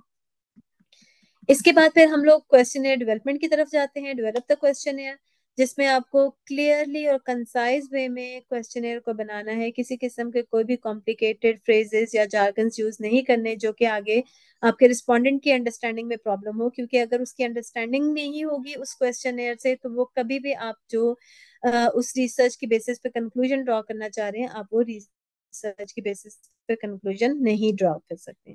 सो आपको क्लियरली बहुत सिंपल वे में क्वेश्चंस बनाने हैं और एक टाइम पे एक ही क्वेश्चन पूछना है। ऐसा ना हो कि आप एक लाइन में दो दो क्वेश्चंस पूछें और उसका सेम आंसर ड्राइव करना चाह रहे हैं। हरगिज ऐसा नहीं होना चाहिए। अगर कोई क्वेश्चन दो पार्ट्स में ब्रेक हो सकता है, आपको लग रहा है कि इसको टू पार्ट्स में ब्रेक होके ही हमें आंसर मिल सकता है, सो आपको उसको टू पार्ट्स में ब्रेक करके ही आंसर लेना है। लेकिन कभी भी दो तीन क्वेश्चंस को कंबाइन करके एक क्वेश्चन नहीं बनानी, क्योंकि वो अगेन डिसीजन मेकिंग में प्रॉब्लम क्रिएट करते हैं। न्यूट्रल वर्डिंग बहुत ज्यादा इंपॉर्टेंट होती है। क्यों इंपॉर्टेंट होती है कि अगर फॉर एग्जांपल आप जिस वे में कोरिस्पोंडेंट से क्वेश्चन पूछ रहे हैं, अगर आप न्यूट्रल नहीं होंगे तो आप कभी भी डिसाइड डिसीजन नहीं ले सकते। फॉर एग्जांपल अगर आप ये पूछना चाहते हैं कस्टमर से कि जी एक प्रोडक्ट है उसका फीडबैक लेना चाह रहे हैं, सो उसको मल्टीपल वे है ना पूछने के। आप ये भी पूछ सकते हैं how much do you love our product, ठीक है। एक वे ये भी हो सकता है how satisfied are you with our product. So आपको इंफॉर्मेशन क्या ड्राइव करनी है उसके अकॉर्डिंग आपने डिसाइड करना है। ऐसा ना हो कि आपकी क्वेश्चन की स्टेटमेंट ऐसी हो जो इसमें आपका ना आप खुद से ना उसमें कस्टमर वो ड्राइव करना शुरू कर दे कि अच्छा हमने इस वे में क्वेश्चन पूछा तो मोस्टली आंसर्स इसी वे में आना शुरू हो जाएंगे। सो आपने बहुत ज्यादा ख्याल रखना है कि आपने न्यूट्रल होके पूछना है, उसमें आपकी अपनी कोई भी बायसनेस नहीं होनी चाहिए क्वेश्चन में। देन हमारे पास आ जाता है ऑर्गेनाइज द क्वेश्चन। जब आपने टारगेट ऑडियंस भी डिसाइड कर लिए, आपने पर्पस भी डिसाइड कर लिया, आपने मेजरिंग, आपने क्वेश्चंस भी डिफाइन कर लिए, तो अब आपने उसको ऑर्गेनाइज करना है क्वेश्चनेयर को, जिसमें सबसे पहले आपको इंट्रोडक्शन देना होगा। आपको बताना है अपनी ऑडियंस को, अपने रिस्पोंडेंट को कि इस रिसर्च स्टडी का पर्पस क्या था, ठीक है। फिर उसके बाद आपने क्वेश्चनेयर्स को एक सीक्वेंस में लेके चलना है। ऐसा ना हो कि जो आपका लेट्स सपोज एक तरह के जो क्वेश्चंस हैं कोई एक ऊपर आ रहा है, फिर कोई एक मिड में आ रहा है, कोई एक एंड में आ रहा है। कोशिश करें एक तरह के क्वेश्चंस एक साथ ही हों और उसके अलावा उसका सीक्वेंस भी हो, शुरू में इजी क्वेश्चंस हो ताकि जो आपने इंट्रोडक्शन दिया है उसी से रिलेवेंट हो और आहिस्ता आहिस्ता आप कॉम्प्लेक्स क्वेश्चंस की तरफ जाएं, क्योंकि जब तक ऑडियंस की क्वेश्चनर पे अंडरस्टैंडिंग नहीं होगी आपको अपने रिजल्ट्स नहीं मिलेंगे। उसके बाद आप उसकी पायलट स्टडी करें। हमेशा जब भी ऐसी रिसर्च जो कि पास्ट में नहीं हुई भी, बिल्कुल एक प्राइमरी डेटा आप कलेक्ट करने जा रहे हैं तो उसकी पायलट स्टडी जरूर करवा लेनी है। पायलट स्टडी का सबसे ज्यादा फायदा ये होता है कि ऐसा ना हो कि आपने लेट्स सपोज 300 का सैंपल लेना था, ले लिया और सारे क्वेश्चनेयर्स भी फिल करवा लिए, लेकिन आपको बाद में पता चला कि इस तो क्वेश्चनेयर में ये मसला था, इसको ऐसा नहीं होना चाहिए था, इस क्वेश्चन को हमें इस तरह से पूछना चाहिए था। सो इट्स बेटर कि आप पहले उसकी एक पायलट स्टडी कर लें। पायलट स्टडी करने के बाद जब भी आपकी फाइंडिंग्स आती हैं उसकी बेसिस पे देख लें कि क्या क्वेश्चनेयर को मॉडिफाई होने की जरूरत है। अगर मॉडिफाई होने की जरूरत है तो उसको मॉडिफाई करें और उसके बाद क्वेश्चनेयर को फाइनल करना है। फिर क्वेश्चनेयर की लेंथ बहुत ज्यादा इंपॉर्टेंट है। आपने कभी भी एक क्वेश्चनेयर जो है वो बहुत लेंथी नहीं बना देना कि वो बाद में रिस्पोंडेंट के लिए, क्योंकि इंटरेस्ट लूज होना स्टार्ट हो जाता है। 30 मिनट्स का क्वेश्चनेयर आ जाएगा, मैं उसको फिल करने बैठूंगी तो मैं शायद शुरू बिल्कुल सही तरह से दूं लेकिन उसके बाद मैं भी सर से उतारने में टेक कर देती हूँ। तो इट्स बेटर कि आप उसको ब्रेक कर दें। ठीक है, इट्स नॉट मैंडेटरी है, ठीक है, आप इसको ब्रेक भी कर सकते हैं। आइडियली ये कहा जाता है कि जो ऑनलाइन सर्विस होते हैं उसके लिए 10 to 15 मिनट्स का टाइम मैक्स मैक्स होना चाहिए, और अगर आप इन पर्सन इंटरव्यूज कर रहे हैं तो उसको 5 से 10 मिनट्स मैक्स में कंक्लूड कर लें, लेकिन इससे ज्यादा नहीं, क्योंकि इंटरेस्ट लूज होगा, रिस्पॉन्सेज ठीक नहीं आएंगे और डिसीजन मेकिंग जो होगी उन रिस्पॉन्सेज की बेसिस पे वो भी एक्यूरेट नहीं होगी। जब ये सब चीजें फाइनलाइज हो जाए तो बस उसके बाद फिर आपने अपना जो क्वेश्चन एयर है उसको टेस्ट करके रिवाइज कर देना है, जो चेंजेस उसमें करनी है वो चेंजेस उसमें कर देनी है, और उसके बाद आपने अपना क्वेश्चन एयर डिस्ट्रीब्यूट कर देना है फॉर डेटा कलेक्शन। जब हम क्वेश्चनेयर को डिस्ट्रीब्यूट करते हैं तो उस टाइम पे जो हमारे पास मेन चीज आती है वो ये आती है, नेक्स्ट स्लाइड पे प्लीज मूव करें, कि हमने सैंपल साइज कितना लेना है। सबके माइंड में ये सवाल आता है कि भाई सैंपल साइज बहुत ज्यादा इंपॉर्टेंट होता है किसी भी रिसर्च स्टडी के लिए। ऐसा हरगिज नहीं होगा कि हमने बस एक दो सैंपल लिए उसकी बेसिस पे डिसीजंस ले लिए। स्लाइड प्लीज मूव कर दें।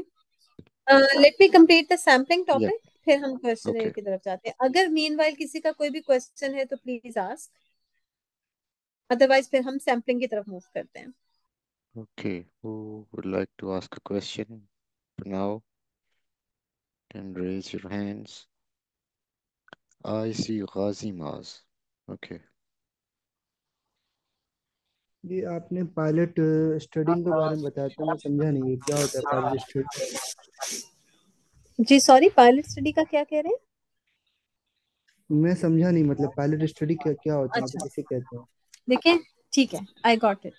पायलट स्टडी में ये होता है कि जब भी आपने कोई भी क्वेश्चन बनाया है तो हमने उसकी एक पायलट स्टडी करनी होती है। पायलट स्टडी का मतलब ये है कि आप छोटा सा एक माइनर सा सैंपल ले लें, क्योंकि देखें आप जब भी क्वेश्चन बनाते हैं आपको नहीं पता होता कि हो सकता है कि मैंने एक क्वेश्चन बनाया हो लेकिन जब मैंने एक दो लोगों से सवाल किए हो उस क्वेश्चन पे एज अ पायलट स्टडी, तो मुझे पता चला हो कि यार ये वाला क्वेश्चन तो इसमें नहीं होना चाहिए था, ये यूजलेस है, या ये वाला क्वेश्चन जरूर इसमें ऐड होना चाहिए था क्योंकि इससे हम मजीद अच्छे डिसीजंस ले सकते हैं। ठीक है, सो इसीलिए हम क्या करते हैं कि जब भी क्वेश्चन बनाते हैं एक छोटा सा सैंपल ले लेते हैं और उस सैंपल पे ना वो पूरा क्वेश्चन रन कर देते हैं।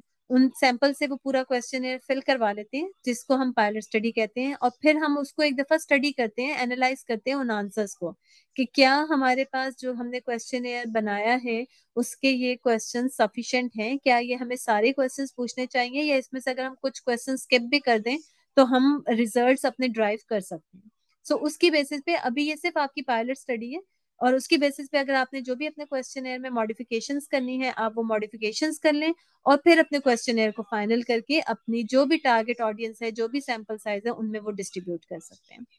सो ये हम लोग पायलट स्टडी इसको कहते हैं, जहाँ पे हम छोटा सा सैंपल लेके सिर्फ अपने क्वेश्चन को टेस्ट कर रहे होते हैं। Okay. Thank you, Namuna. We'll take one more question till we get the slides back. Ali Raza. Please.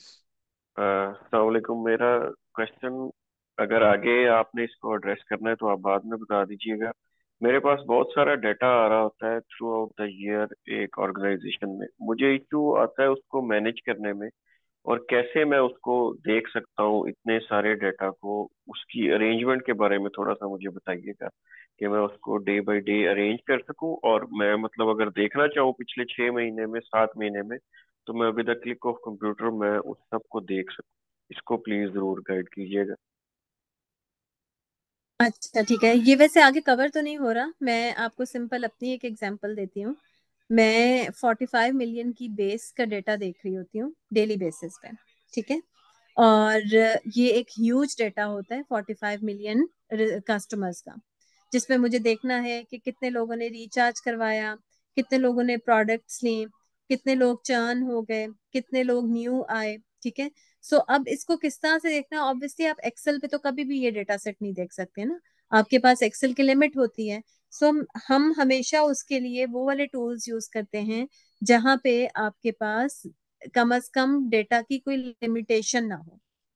जैसे मैं यूज करती हूँ, अगर मैं आपको अपनी एग्जांपल दूं तो मैं एसक्यूएल यूज कर रही होती हूँ, पावर बीआई यूज कर रही होती हूँ, ठीक है। और वहां पे फिर उनको आप ऑटोमेट भी कर देते हैं, आपको पता है कि अच्छा जी मुझे ये वाले केपीआईज देखने हैं डेली बेसिस पे, और उसको फिर मैंने year on year, month on month track भी करना है। सो उसकी बेसिस पे फिर हम लोग उसके ट्रैकर्स बना देते हैं, और वो बहुत इजी होते हैं अंडरस्टैंडिंग के लिए भी, और आपकी परफॉर्मेंस को मैयर करने के लिए भी, और उसको गेज करने के लिए भी। चले, थैंक यू। पावर बीआई और दूसरा सॉफ्टवेयर कौन सा बताया आपने? पावर बीआई एंड एसक्यूएल, जो आपके पास जिसमें क्वेरी राइटिंग एसक्यू होती है ना, आप क्वेरी सर्वर। राइटिंग से तो सब चीजें निकाल लेते हैं जी, एग्जैक्टली आपने उनके एवरेजेस लेने चले, हैं, आपने उनके सम्स लेने हैं, आपने उनके जॉइंस लगाने हैं, कुछ भी करना है वो तो आप एसक्यूएल के थ्रू कर सकते हैं। आपके पास सिर्फ टेबल्स फॉर्म में डेटा अवेलेबल होते हैं सर्वर्स पे, और फिर आपने सिर्फ स्क्रिप्टिंग करनी है और आपने उसको एनालाइज कर लेना है, ठीक है। चले move on to the sampling. हम लोग क्वेश्चनेयर को डिस्कस कर रहे थे कि क्वेश्चनेयर तो हमने बना लिया, अब हमने सैम्पलिंग किस तरह से डिसाइड करनी है कि हमने कौन सी सैम्पलिंग टेक्निक यूज करनी है, क्योंकि सैम्पलिंग की भी मल्टीपल टेक्निक्स होती हैं हमारे पास। सो सैम्पलिंग की अगेन जो हमारे पास टेक्निक्स यूज होंगी वो हम अभी डिस्कस करते हैं, लेकिन सैम्पलिंग होती क्या है, it's basically the process of selecting a subsets of the individual. क्यों सैम्पलिंग हम करते हैं, वो इसलिए करते हैं कि अगर आपके पास बहुत बड़ी पॉपुलेशन है तो इट्स नॉट पॉसिबल कि आप उस पॉपुलेशन के हर एक इंडिविजुअल से इंफॉर्मेशन कलेक्ट करें या अपना क्वेश्चनेयर फिल करवाएं। सो उस टाइम पे हमें फिर सैम्पलिंग की नीड होती है। और हम क्यों सैम्पलिंग करते हैं, क्योंकि जब पूरी पॉपुलेशन को हम स्टडी नहीं कर सकते, क्यों नहीं कर सकते थे, क्योंकि वो बहुत टाइम टेकिंग होती है, उसमें कॉस्ट भी ज्यादा इन्वॉल्व हो जाती है, वो फिजिबल भी नहीं होता कि इतनी बड़ी पॉपुलेशन को हम स्टडी करें। सो इसीलिए हम सैम्पलिंग की तरफ मूव करते हैं। रिस्क ऑफ पुअर सैम्पलिंग क्या होता है, फॉर एग्जाम्पल मैंने सैम्पलिंग कर ली, मैंने एक सैंपल साइट सेलेक्ट कर लिया अपनी पूरी पॉपुलेशन में से, लेकिन वो मेरी पुअर सैम्पलिंग टेक्निक थी, जिसको अभी हम आगे जाके देखते हैं कि सैम्पलिंग की टेक्निक्स क्या होती हैं। लेकिन अगर हमने कोई भी पुअर सैम्पलिंग टेक्निक यूज कर ली तो हम उसकी बेसिस पे जो भी रिजल्ट्स ड्राइव कर रहे होंगे उसकी बेसिस पे हम कभी भी डिसीजंस नहीं ले सकते हैं, ठीक है। सो इसीलिए जब भी आपने कोई क्वेश्चनेयर बनाया है for any type of research, और उसके लिए आपकी पॉपुलेशन बहुत ज्यादा ह्यूज है, तो उस टाइम पे आपको सैम्पलिंग की टेक्निक्स को जरूर अडॉप्ट करना होता है। अब वो टेक्निक्स हमारे पास कौन कौन सी हैं, सबसे पहले हमारे पास आ जाती हैं दो टाइप्स हैं सैम्पलिंग की टेक्निक्स की, एक है probability sampling and the second one is non probability sampling. Probability sampling क्या होती है, इट्स बेसिकली हमारे पास जो भी इंडिविजुअल है उस पॉपुलेशन में, अगर उसके सिलेक्ट होने का इक्वल चांस है तो हम वहां पे इसको प्रोबेबिलिटी सैम्पलिंग का नाम देते हैं, जिसमें हमारे पास फर्दर हमारे पास टेक्निक्स होती हैं सैम्पलिंग की। The first one is simple random sampling. Simple random sampling क्या है, मेरे पास पूरी पॉपुलेशन है और उस पूरी पॉपुलेशन में से मैं रैंडमली कोई भी इंडिविजुअल अगर पिक कर लेती हूँ, पॉपुलेशन को अच्छी तरह से शफल होना चाहिए। इट्स नॉट लाइक दिस कि हम लोगों ने पॉपुलेशन के लाइक ए क्लास सेक्शन वाले लोगों को एक साइड पे कर दिया, बी क्लास कैटेगरी के लोगों को एक साइड पे कर दिया, नहीं, पॉपुलेशन आपकी पूरी शफल होनी चाहिए। और उसके बाद जब भी आप सिंपल रैंडम सैम्पलिंग टेक्निक से कोई भी सैंपल पिक करेंगे तो वो आपकी पूरी पॉपुलेशन को रिप्रेजेंट करेगा। ऐसा बिल्कुल भी नहीं होगा कि आपकी पॉपुलेशन में अगर let's suppose 80% male and 20% female है और रैंडम सैम्पलिंग से आपके पास 80% फीमेल्स आ जाती हैं, तो इट मीन्स कि आपने रैंडम सैम्पलिंग नहीं की, आपने पॉपुलेशन आपकी प्रॉपरली शफल नहीं थी। हमेशा जब भी हम सिंपल रैंडम सैम्पलिंग की टेक्निक यूज करते हैं तो उसमें हमारे पास जो भी पॉपुलेशन में जिस तरह के भी कैटेगरी के लोग होंगे वो उसी रेशो से पिक हो रहे होंगे जो कि पॉपुलेशन में वो रेशो रिप्रेजेंट कर रहे हैं।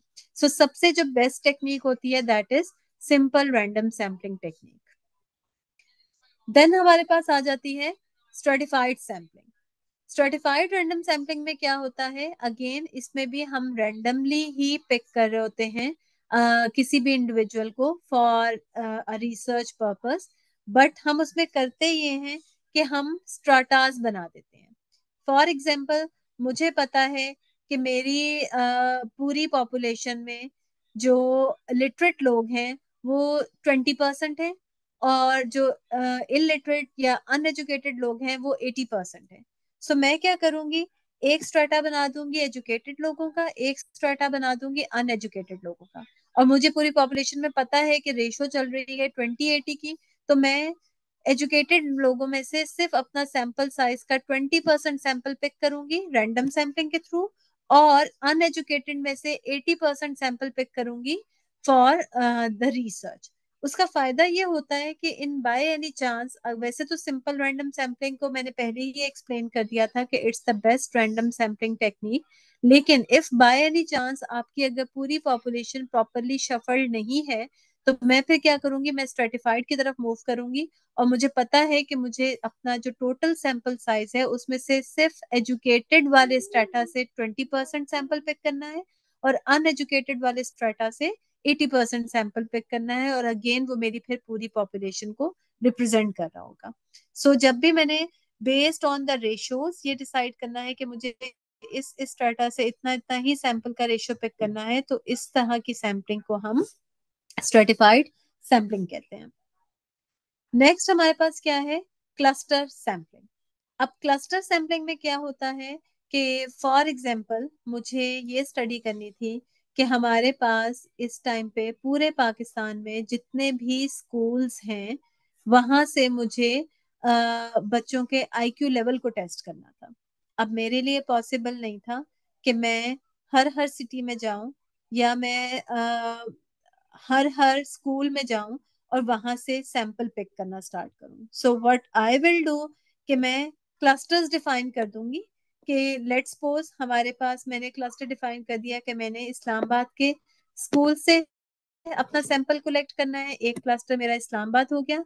मैंने लाहौर के स्कूल से अपना सैंपल पिक करना है और मैंने कराची के स्कूल से अपना सैंपल पिक करना है। सो मेरे 3 क्लस्टर्स डिफाइन हो गए, इस्लामाबाद, लाहौर एंड कराची। अब मैं वहां पे भी फर्दर डिसाइड कर लेती हूँ कि चूंकि वहां पे स्कूल्स बहुत ज्यादा हैं तो मैंने पर्टिकुलर कुछ लोकेशन से ही ये इंफॉर्मेशन पिक करनी है।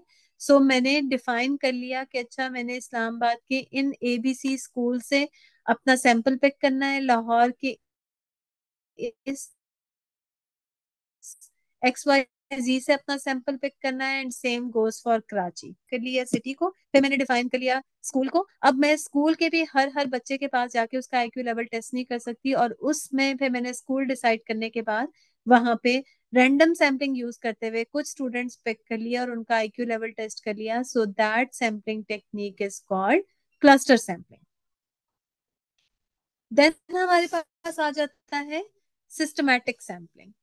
अब सिस्टमैटिक सैम्पलिंग में क्या है, नाम से ही हमें पता चल रहा है कि मैंने क्या डिसाइड कर लिया कि मुझे सैंपल किस तरह से पिक करना है। लेट्स सपोज मैं, और मुझे वहां पे लोगों का लिटरेसी लेवल चेक करना है। किस तरह से चेक करना है कि मुझे हर एक घर के बाद 10 घर छोड़ के नेक्स्ट घर को पिक करना है और वहां से इंफॉर्मेशन गेन करनी है। सो मैंने एक सिस्टमेटिक अप्रोच अडॉप्ट की है कि स्टार्टिंग पॉइंट डिफाइन कर लिया और उस पॉइंट पे रहते हुए आगे मैं अगले कुछ सैंपल्स को छोड़ के, लेट्स सपोज 10 सैंपल्स को छोड़ के नेक्स्ट सैंपल की तरफ इंफॉर्मेशन लूंगी, फिर नेक्स्ट 10 सैंपल को छोड़ के उससे नेक्स्ट सैंपल से इंफॉर्मेशन लूंगी. So that is called systematic sampling. So probability sampling में हमारे पास यही 4 सैम्पलिंग टेक्निक्स हैं: simple random sampling, stratified sampling, cluster sampling and systematic sampling. इन तमाम सैम्पलिंग टेक्निक्स में होती आपके पास जो मेजर टेक्निक यूज है वो सिंपल रैंडम ही है. सिंपल रैंडम में तो हमने रैंडमली सैंपल सिलेक्ट कर लिया.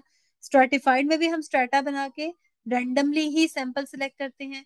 क्लस्टर्स में भी हम क्लस्टर्स बना के रैंडम सैम्पलिंग की टेक्निक यूज करते हैं. और सिस्टमैटिक में हम क्या करते हैं, सिर्फ होता रैंडमली, हमने रैंडमली डिफाइन कर लिया स्टार्टिंग पॉइंट और उसके बाद फिर हर कुछ सैंपल्स छोड़ के नेक्स्ट सैंपल से इंफॉर्मेशन गेन कर ली. So this is the probability sampling. Next हमारे पास क्या है, non probability sampling. Opposite of the simple random sampling या opposite of the probability sampling जो है वो हमारे पास है non probability sampling. Which means probability sampling में क्या था कि कोई भी इंडिविजुअल, चाहे वो हम क्लस्टर्स में देख रहे हैं, चाहे वो स्ट्रेटा में देख रहे हैं या वो सिंपल रैंडम सेटिंग में देख रहे हैं, सब के सिलेक्शन का प्रोबेबिलिटी के चांस इक्वल थे. बट नॉन प्रोबेबिलिटी में ऐसा कुछ नहीं होता, जिसमें हमारे पास जो फर्दर टाइप्स हैं, first one is convenience sampling. मैंने क्या किया, अपने कन्वीनियंस के अकॉर्डिंग इंडिविजुअल्स पकड़ लिए जो मुझे कन्वीनियंटली अवेलेबल थे और उनसे इंफॉर्मेशन गेन कर ली. So that is called convenience sampling. Then हमारे पास आ जाता है कोटा सैम्पलिंग. अगेन हमारे पास ये भी नॉन प्रोबेबिलिटी सैम्पलिंग की टेक्निक है, जिसमें हमने प्री डिफाइन एक कोटा डिफाइन कर लिया कि अच्छा जी मुझे 50% मेल्स इन्फॉर्मेशन की, फीमेल की जो रेशियो थी वो सिर्फ हमारे पास कितनी थी, लेट्स सपोज 20%, लेकिन फिर भी मुझे अपने सैंपल में 50% लेना है. यानी मैंने इनिशियली एक कोटा डिफाइन कर लिया है इररिस्पेक्टिव ऑफ कि मेरी पॉपुलेशन उसकी रेशियो क्या थी. हो सकता है कि मैंने इन्फॉर्मेशन ज्यादा लेनी ही फीमेल से थी, ऑल्दो मेरी पॉपुलेशन में फीमेल का जो क्वांटम था दैट वाज ओनली 20%, बट चूंकि मुझे फीमेल से ज्यादा इन्फॉर्मेशन लेनी थी तो मैंने कहा एक कोटा डिफाइन कर लिया कि मैंने 80% सैंपल तो लेना ही फीमेल से. So that is called quota sampling. Then हमारे पास आ जाता है judgemental sampling. Again judgemental sampling हमारे पास क्या है कि हम अपने एक्सपर्टीज की बेस पे जो भी सैंपल कलेक्ट करते हैं वो हमारे पास आ जाता है जजमेंटल सैम्पलिंग में. फॉर एग्जाम्पल मुझे पता है कि भाई मुझे ये वाली जो इंफॉर्मेशन है ये इसी पर्सन से मिल सकती है, he is the right person to answer this question. So मैंने अपनी जजमेंट की बेस पे डिसाइड कर लिया कि ये मेरा सैंपल होगा और इसी से मैंने इंफॉर्मेशन पिक करनी है. So that is called judgemental sampling. Last में हमारे पास आ जाती है स्नोबॉल सैम्पलिंग. नाम से पता चल रहा है जैसे स्नोबॉल जब हम उसको रोल करते हैं तो वो अपने साइज को, अगर हम उसको स्नो पे रोल कर रहे हैं तो वो अपने साइज को ह्यूज करती जाती है. सो स्नोबॉल सैम्पलिंग में क्या होता है कि फॉर एग्जांपल मेरे पास सैंपल भी नहीं, मेरे पास जो मैं पर्टिकुलर इंफॉर्मेशन लेना चाह रही हूँ उसके लोग या उससे रिलेटेड इंफॉर्मेशन या रिस्पोंडेंट मुझे या इंडिविजुअल ज्यादा नहीं मिल रहे थे.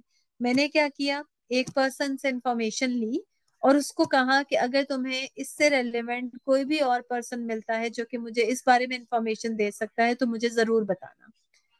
उस फर्स्ट पर्सन से जब मैंने इंफॉर्मेशन ली उसने मुझे सेकंड पर्सन के बारे में बता दिया कि जी आपको इसके बारे में इंफॉर्मेशन ये भी दे सकता है. मैं उस सेकंड के पास गई और उसको मैंने कह दिया भाई अगर आपके मुझे इसके बारे में कोई और इन्फॉर्मेशन दे सकता है तो जरूर बताना. सो वो एक पर्सन जिससे मैंने इन्फॉर्मेशन ली उसने नेक्स्ट का बताया, फिर उसने नेक्स्ट का बताया एंड सो ऑन. मैं अपना सैंपल साइज इंक्रीज करती गई. So that is called snowball sampling. तो these are the types of the sampling. अब हम एक क्विकली देख लेते हैं कि कितनी अंडरस्टैंडिंग बिल्ड हुई है. मैं आपको कुछ सिनेरियोज देती हूँ और आपने मुझे इसमें ये बताना है कि कौन सी सैम्पलिंग टेक्निक यूज हो रही होगी. सो सिनेरियो नंबर 1 हमारे पास क्या है, you are a company, your company is launching a new product and want feedback from different income groups. ठीक है, अब यहाँ पे हम क्लियरली देख रहे हैं कि हमारे पास डिफरेंट इनकम ग्रुप से हमने इंफॉर्मेशन लेनी है. सो मैं कौन सी सैम्पलिंग टेक्निक यहाँ पे यूज करूंगी. Okay. Whoever would like to answer and participate can raise the hand. I'm unmuting Bakar Khan. Hello अस्सलाम वालेकुम। वालेकुम वालेकुम अस्सलाम। अस्सलाम। यहाँ पे क्लस्टर होगा, क्लस्टर सैंपल, अच्छा, रीजन थोड़ी सी एक्सप्लेन करते हैं, वाई क्लस्टर सैम्पलिंग? क्योंकि यहाँ पे ग्रुप्स की बात हो रही है। हम्म। अच्छा, देखिए अब मैं थोड़ा सा एक्सप्लेन करती हूँ कि व्हाई नॉट क्लस्टर सैम्पलिंग। इसमें जो सैम्पलिंग टेक्निक यूज हो रही है that is stratified random sampling. ठीक है, अब देखें क्लस्टर और स्ट्रेटा दोनों में बनते ग्रुप्स ही हैं, बट दोनों में डिफरेंस क्या है? देखिए इनकम ग्रुप्स है ना, हमें पता चल जाएगा। अच्छा लेट्स सपोज पूरी ऑर्गेनाइजेशन है, या ऑर्गेनाइजेशन भी नहीं, जो हमारे पास कस्टमर है उनका हमने डिफाइन कर लिया कि लेट्स सपोज 50,000 से कम की जो सैलरी वाले लोग हैं वो इतने परसेंट हैं, 50 से 100K की सैलरी वाले लोग इतने लोग हैं, और 100K प्लस से ऊपर के लोग इतने परसेंट हैं। ठीक है, सो हमने क्या करना है यहाँ पे स्ट्रेटिफाइड यूज करनी, क्योंकि क्लस्टर में तो मेरे पास कन्वीनियंट नहीं था ना कि मैं डिफाइन कर सकती कि रेशियो क्या चल रही है पूरी पॉपुलेशन में। मैंने क्लस्टर्स रैंडमली बना ली और वहां से सैंपल पिक कर लिया। But for income group I know कि हमारे पास इस इनकम ग्रुप की क्या रेशियो है, इस ग्रुप की इनकम ग्रुप की क्या रेशियो है, और उसकी बेसिस पे मैंने सैंपल कलेक्ट करना है। क्योंकि स्ट्रेटिफाइड में वी नो द कि हमारे पास उस टाइम पे पॉपुलेशन में रेशियोज क्या चल रही हैं इनकम ग्रुप की। ठीक है, जबकि क्लस्टर में हम रेशियो की तरफ जाते ही नहीं है। हो सकता है कि मुझे सब पता हो कि जी सबसे ज्यादा रेशियो जो है वो 50 के एंड बिलो में जा रही है। ठीक है, सो मैं वहां पे सैंपल भी सबसे ज्यादा पिक करूंगी। क्लस्टर में ऐसा कुछ नहीं होता, हम वहां पे रेशियोज की तरफ नहीं जाते हैं। सो यहाँ पे हमने स्ट्रेटिफाइड सैम्पलिंग टेक्निक यूज की है। ठीक है, नेक्स्ट हमारे पास सिनेरियो है A city wants to evaluate road condition. Instead of surveying all the roads, it select 10 neighborhood randomly and evaluate all roads within them. अब यहाँ पे हमने क्या किया, कोई सी 10 नेबरहुड सेलेक्ट कर लिए। सो कौन सी टेक्निक यूज हो रही है? Okay, I am unmuting Hassan Ali. I ma'am यहाँ just a cluster moment. Sampling. Okay, go ahead. I would just like to make an announcement. मैं बार बार उन्हीं लोगों को इसलिए अनम्यूट कर रहा हूँ because nobody else is raising the hand. So if you like to participate, answer, do raise your hand. Now go ahead. Cluster sampling use हो रही है। जी बिल्कुल ठीक है, क्लस्टर सैम्पलिंग। क्यों? क्योंकि हमने क्लस्टर्स 10 नेबरहुड का क्लस्टर डिफाइन कर लिया ना। यहाँ पे कोई भी रेशियो हमारे पास नहीं थी कि अच्छा जी कि पूरी पॉपुलेशन में से इन नेबरहुड की ये रेशियो चल रही है, इस नेबरहुड की ये चल रही है। हमने रैंडमली 10 नेबरहुड्स डिसाइड कर लिए, so that's why it's a cluster sampling. Next scenario हमारे क्वेश्चन पास है। जी जी श्योर। मैम, ये आपने जो लास्ट वाली क्लस्टर सैम्पलिंग से नीचे जो सिस्टमैटिक सैम्पलिंग एक्सप्लेन किया है, इसमें आपने सबसे पहले बताया कि प्रोबेबिलिटी सैम्पलिंग जो होती है उसमें इक्वल चांसेस होते हैं सिलेक्ट होने के लिए। लेकिन फिर जब आपने एग्जांपल दिया उसमें आपने बताया कि पहले 10 बंदों को आपने सिलेक्ट किया, फिर नेक्स्ट 10 को लीव कर दिया, और फिर उसके नेक्स्ट 10 वालों को चूज किया इसमें सिस्टमैटिक सैम्पलिंग में। तो मैम जी जी वहां तो फिर चांसेस तो नहीं होंगे ना, जिनको हमने लीव कर दिया है उनके सिलेक्ट होने के चांसेस तो नहीं होंगे? फिर इसको नॉन जी जी प्रोबेबिलिटी सैम्पलिंग नहीं होना चाहिए? नहीं नहीं, अच्छा मैं आपको बताती हूँ। देखें सिस्टमैटिक में हम ऐसा नहीं है कि अपनी कन्वीनियंस के अकॉर्डिंग या अपनी जजमेंटल के अकॉर्डिंग, जो कि क्वालिटी हमारे पास नॉन प्रोबेबिलिटी सैम्पलिंग की है ना, कि हम कोई भी स्टार्टिंग पॉइंट डिफाइन कर लें। देखें हो सकता है मैंने रेंडमली कोई सा भी स्टार्टिंग पॉइंट डिफाइन कर लिया, आप सैंपल कलेक्ट कर रही हैं सिस्टमैटिक के लिए, आपने आपका रेंडम जो सिलेक्शन में स्टार्टिंग पॉइंट था वो डिफरेंट था, और मैंने भी सिस्टमैटिक वाली अप्रोच अडॉप्ट की। लेकिन मैंने जब रैंडम सैम्पलिंग की for selection of the starting point, तो मेरा जो फर्स्ट सैंपल है वो डिफरेंट हो गया। ठीक है। सो जो आपने इनिशियली अपना स्टार्टिंग पॉइंट डिफाइन करना है, चूंकि वो आप रैंडमली डिफाइन कर रही हैं, that's why it's a probability sampling. लेकिन मैम आप कहीं ना कोई कहीं से किसी 10 ना लोग, किसी person- कहीं ना कहीं किसी ना किसी पर्सन के लीव होने के चांसेस तो है ना, कोई ना कोई हाँ हाँ, एक्सक्लूड तो हो देखिए ही होंगे। जाएगा ना। देखिए एक्सक्लूड तो आपके पास सिंपल रैंडम सैम्पलिंग में भी सारे तो नहीं ले रहे ना। सैम्पलिंग का मतलब ही क्या है कि आपने एक सैंपल लेना है। अब वो चाहे आपने सिंपल रैंडम सैम्पलिंग में भी सारे तो नहीं इंक्लूड थे, स्ट्रेटिफाइड में भी सारे तो नहीं इंक्लूड थे, ठीक है। सो इसी तरह से सिस्टमैटिक जो है उसको वो आता आपका प्रोबेबिलिटी में ही है। मैं आपको इसको इस तरह से एक्सप्लेन करती हूँ कि फॉर एग्जाम्पल आप और मैं दोनों रिसर्च करने चलते हैं, ठीक है। आपने भी स्ट्रेटिफाइड सिस्टमैटिक पर ही अप्रोच अडॉप्ट की, मैंने भी सिस्टमैटिक वाली अप्रोच अडॉप्ट की, ठीक है। मेरा स्टार्टिंग पॉइंट, चूंकि हम रैंडम सैम्पलिंग कर रहे हैं ना, स्टार्टिंग पॉइंट भी डिफाइन करने के लिए आपका स्टार्टिंग पॉइंट टोटली डिफरेंट था, मेरा स्टार्टिंग पॉइंट टोटली डिफरेंट था। अब हो सकता है कि मेरे स्टार्टिंग पॉइंट में सिलेक्शन के बाद जो नेक्स्ट पर्सन सिलेक्ट हो रहा है सिस्टमैटिक वे में, वो आप वाले में ना आता और मेरे वाले में आ गया, या जो आप में मिस हो गया वो मेरे वाले में आ गया, ठीक है। सिर्फ इसको हम क्यों इसकी कैटेगरी में लेके आ रहे हैं कि जो हमारा स्टार्टिंग पॉइंट है ना सिस्टमैटिक अप्रोच को लेके चलने के लिए, वहां पे हम रैंडम सैम्पलिंग की टेक्निक को अडॉप्ट करें कि स्टार्टिंग पॉइंट कुछ भी हो सकता है, उसके बाद हम सिस्टमैटिक वे से लेना शुरू कर देंगे। सो प्रोबेबिलिटी सैम्पलिंग का मतलब ही है कि हर इंडिविजुअल के इक्वल चांसेस हैं। सो जब मैंने स्टार्ट में अपना स्टार्टिंग पॉइंट डिफाइन करना था फॉर सिस्टमैटिक रैंडम सैम्पलिंग, तो मेरे पास उस टाइम पे हर इंडिविजुअल के सिलेक्ट होने के इक्वल चांसेस थे। That's why it's a probability sampling, not a non probability sampling. Got it? Okay, next scenario हमारे पास है a professor wants to gather opinion about a new curriculum from student who attended her class daily, ठीक है। कौन सी technique use होगी? जो daily class attend कर रहे हैं बस वो उन्हीं से ओपिनियन ले रहे हैं, सबसे नहीं ले रहे। Okay, if Mir, इसमें नॉन प्रोबेबिलिटी यूज हो रही है सैम्पलिंग। Exactly exactly. और कौन सी वाली? उसकी मल्टीपल टाइप्स है ना। इसमें कन्वीनियंस होगी। एग्जैक्टली exactly, बिल्कुल, क्योंकि वो अपनी कन्वीनियंस के अकॉर्डिंग जो भी स्टूडेंट बस क्लास में आ रहे हैं उसी से ओपिनियन ले रहा है, सबसे नहीं ले रहा, उसके लिए यही कन्वीनियंट था उस टाइम पे।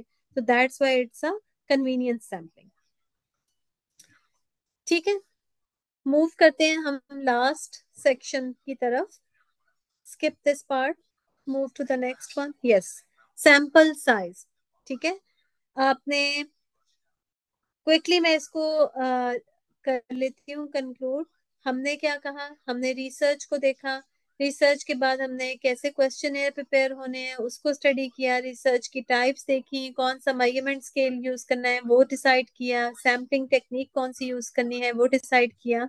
अब हमारे पास लास्ट में आ जाता है सैंपल साइज, ठीक है। सैंपल साइज बहुत ज्यादा इंपॉर्टेंट होता है, क्योंकि अगर आप बहुत कम सैंपल ले रहे हैं तब भी आप डिसीजंस नहीं ले सकते, और अगर बहुत ज्यादा सैंपल बड़ा ले लेंगे उसका भी कोई फायदा नहीं होगा। क्यों फायदा नहीं होगा? आपने अपने रिसोर्सेज भी वेस्ट किया, आपने अपना टाइम भी वेस्ट किया। सो सैंपल साइज क्या है? द नंबर ऑफ इंडिविजुअल्स और observation included in your sample. कैसे हमने डिसाइड करना है, किन किन फैक्टर्स को हमने कंसिडर करना है सैंपल साइज को सिलेक्ट करने के लिए? The first one is your population.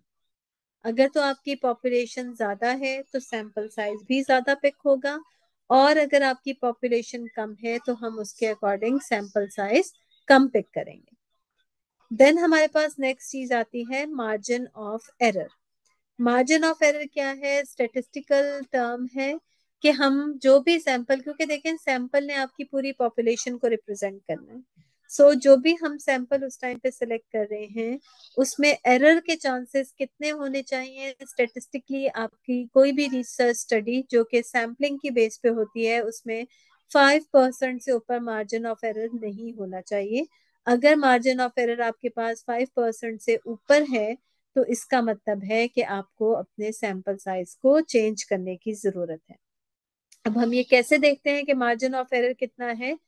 हम बेसिकली जब रिसर्च करते हैं तो मल्टीपल, ऐसा कभी भी नहीं होता कि आपने रिसर्च एक दफा की, मल्टीपल रिसर्चेस हो रही होती हैं।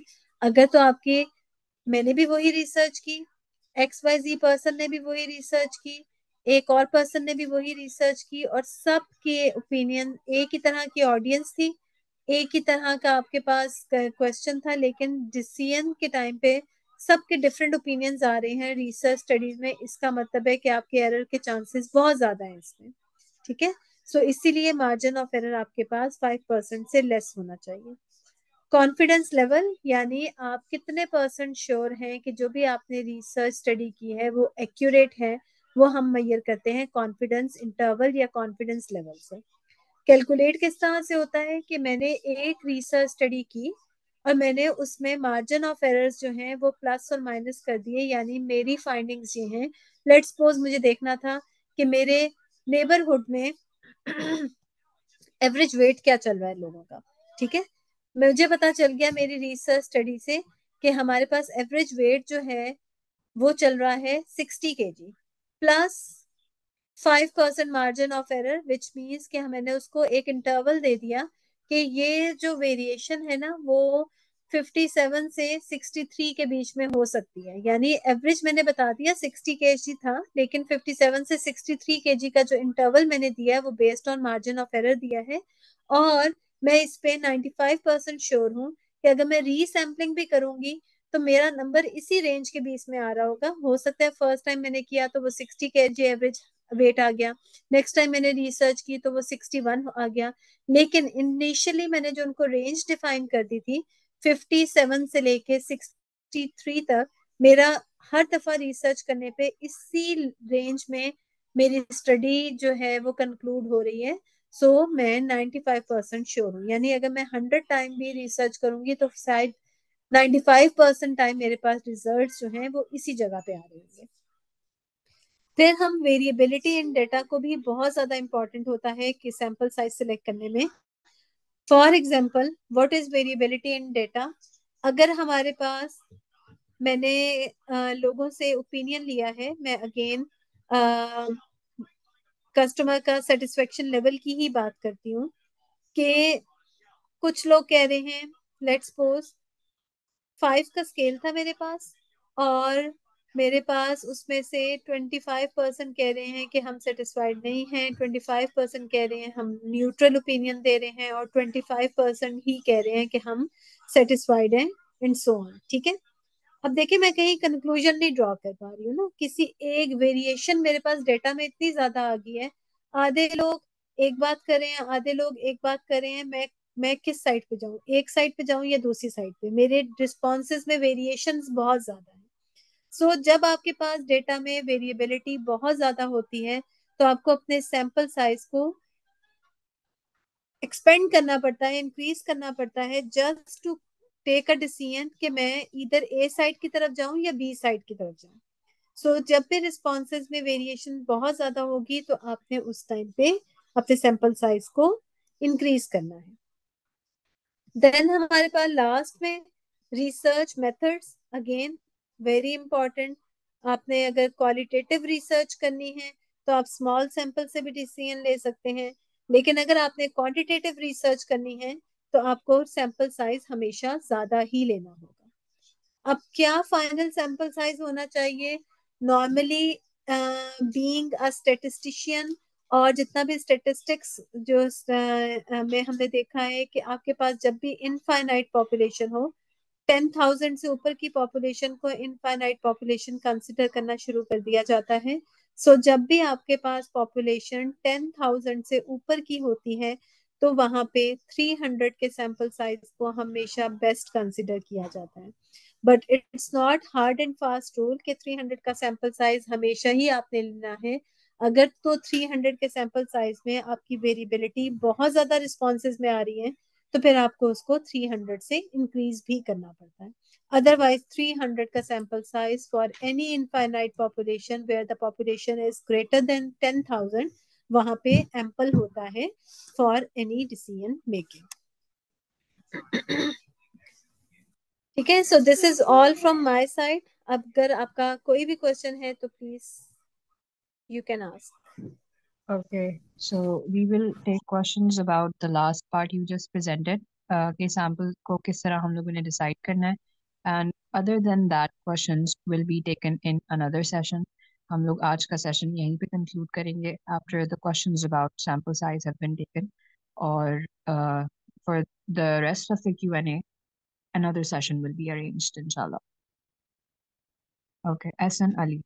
मैडम इंdeed ये आपने बहुत अच्छी प्रेजेंटेशन दी है। बस मेरा ये लास्ट क्वेश्चन है, ये जो आपने वेरिएबिलिटी इन डेटा एक्सप्लेन किया, इसमें आपने बताया कि सैंपल साइज इंक्रीज करने से या एक्सपेंड करने से हमारा जो वेरिएशन है वो रिड्यूस हो जाएगी ना। तो मतलब सैंपल साइज इंक्रीज करने से वेरिएशन कैसे रिड्यूस होगी? ज़्यादा सैंपल साइज लेंगे तो वो वेरिएशन ज़्यादा आनी चाहिए आई थिंक। अच्छा, मैं आपके सामने एक सिनेरियो रखती हूँ। फॉर एग्जाम्पल, हम सिंपल बात करते हैं यस और नो के, जो आपके पास नॉमिनल स्केल होता है, ठीक है, उसकी बात करते हैं।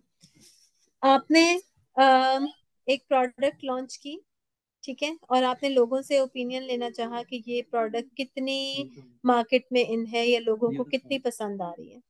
उसके लिए आपने एक सैंपल लिया, लेट्स सपोज 50 का सैंपल लिया, और 50 के सैंपल में 25% लोगों ने कह दिया, यानी 25 लोगों ने कह दिया कि हमें प्रोडक्ट बहुत पसंद आई है, और 25 लोगों ने कह दिया हमें प्रोडक्ट बिल्कुल भी पसंद नहीं आई है। वेरिएशन है ना, कितनी ज्यादा वेरिएशन है। आधे लोग एक बात कर रहे हैं, आधे लोग एक बात कर रहे हैं। अब आप क्या करेंगी? आप उस पर क्या करेंगे? अपने सैंपल साइज को इंक्रीज करना स्टार्ट करेंगे। चले मैं 50 से 60 पे जाती हूँ और देखती हूँ कि ये 50-50 वाली जो रेशियो है उसमें चेंज आता है कि नहीं आता। क्या ऐसा तो नहीं है मेरे सैंपल साइज चेंज करने से वो जो 50-50 वाली रेशियो थी वो 60-40 पे आ जाती है? ठीक है, फिर मुझे कहा नहीं, अभी भी स्टिल 60-40 रेशियो जो है वो दैट इज नॉट एक्सेप्टेबल, मुझे किसी एक साइड पे जाना है। आपने फर्दर और सैंपल साइज इंक्रीज किया, ठीक है, माइट भी वो दोबारा फर्दर सैंपल साइज इंक्रीज करने पे 50-50 पे आ जाए। आप तब तक सैंपल साइज इंक्रीज करते जाएंगे जब तक आपके डेटा में वेरिएबिलिटी कम ना हो जाए। और जहां पे आपकी वेरिएबिलिटी कम हो जाए, वेरिएबिलिटी इन अ सेंस कि अब आपके पास 70-30 की रेशियो आ जाती है या 80-20 की रेशियो आ जाती है, जिसमें आपको पता चलता है 80% शुरू में जो सेटिस्फाइड कस्टमर थे वो 50 थे, या डिससेटिस्फाइड कस्टमर जो थे वो 50% थे। लेकिन सैंपल साइज इंक्रीज करने से जो डिससेटिस्फाइड कस्टमर हैं वो अब 80% पे आ गए। इस मीन्स कि मेरी प्रोडक्ट फेल हो गई है, ठीक है। सो दैट्स वाई वेरिएशन को हम कम करने के लिए सैंपल साइज को मजीद इंफॉर्मेशन, मजीद लोगों से पूछना शुरू कर देते हैं ताकि पता तो चले इन एक्चुअल हुआ क्या। सो this is the basically the variation in data, जिसको हम कम करने के लिए सैंपल साइज को इंक्रीज करते हैं। Okay, we will take one last question. Azim Khan, I have unmuted you. जी अस्सलाम वालेकुम। ये पूछना था कि Walaikum salam. अभी जो towards the end of slide आपने बताया कि जब 10,000 से ज़्यादा इन्फिनिट कंसिडर किया जाता है पॉपुलेशन को, तो उसमें फिर हम 300 का सैंपल लेते हैं। तो ये पॉइंट समझ में नहीं आया कि 10,000 को फिर डिसरिगार्ड कर देते हैं, क्या करते हैं? 300 उसमें से दैट टू स्मॉल?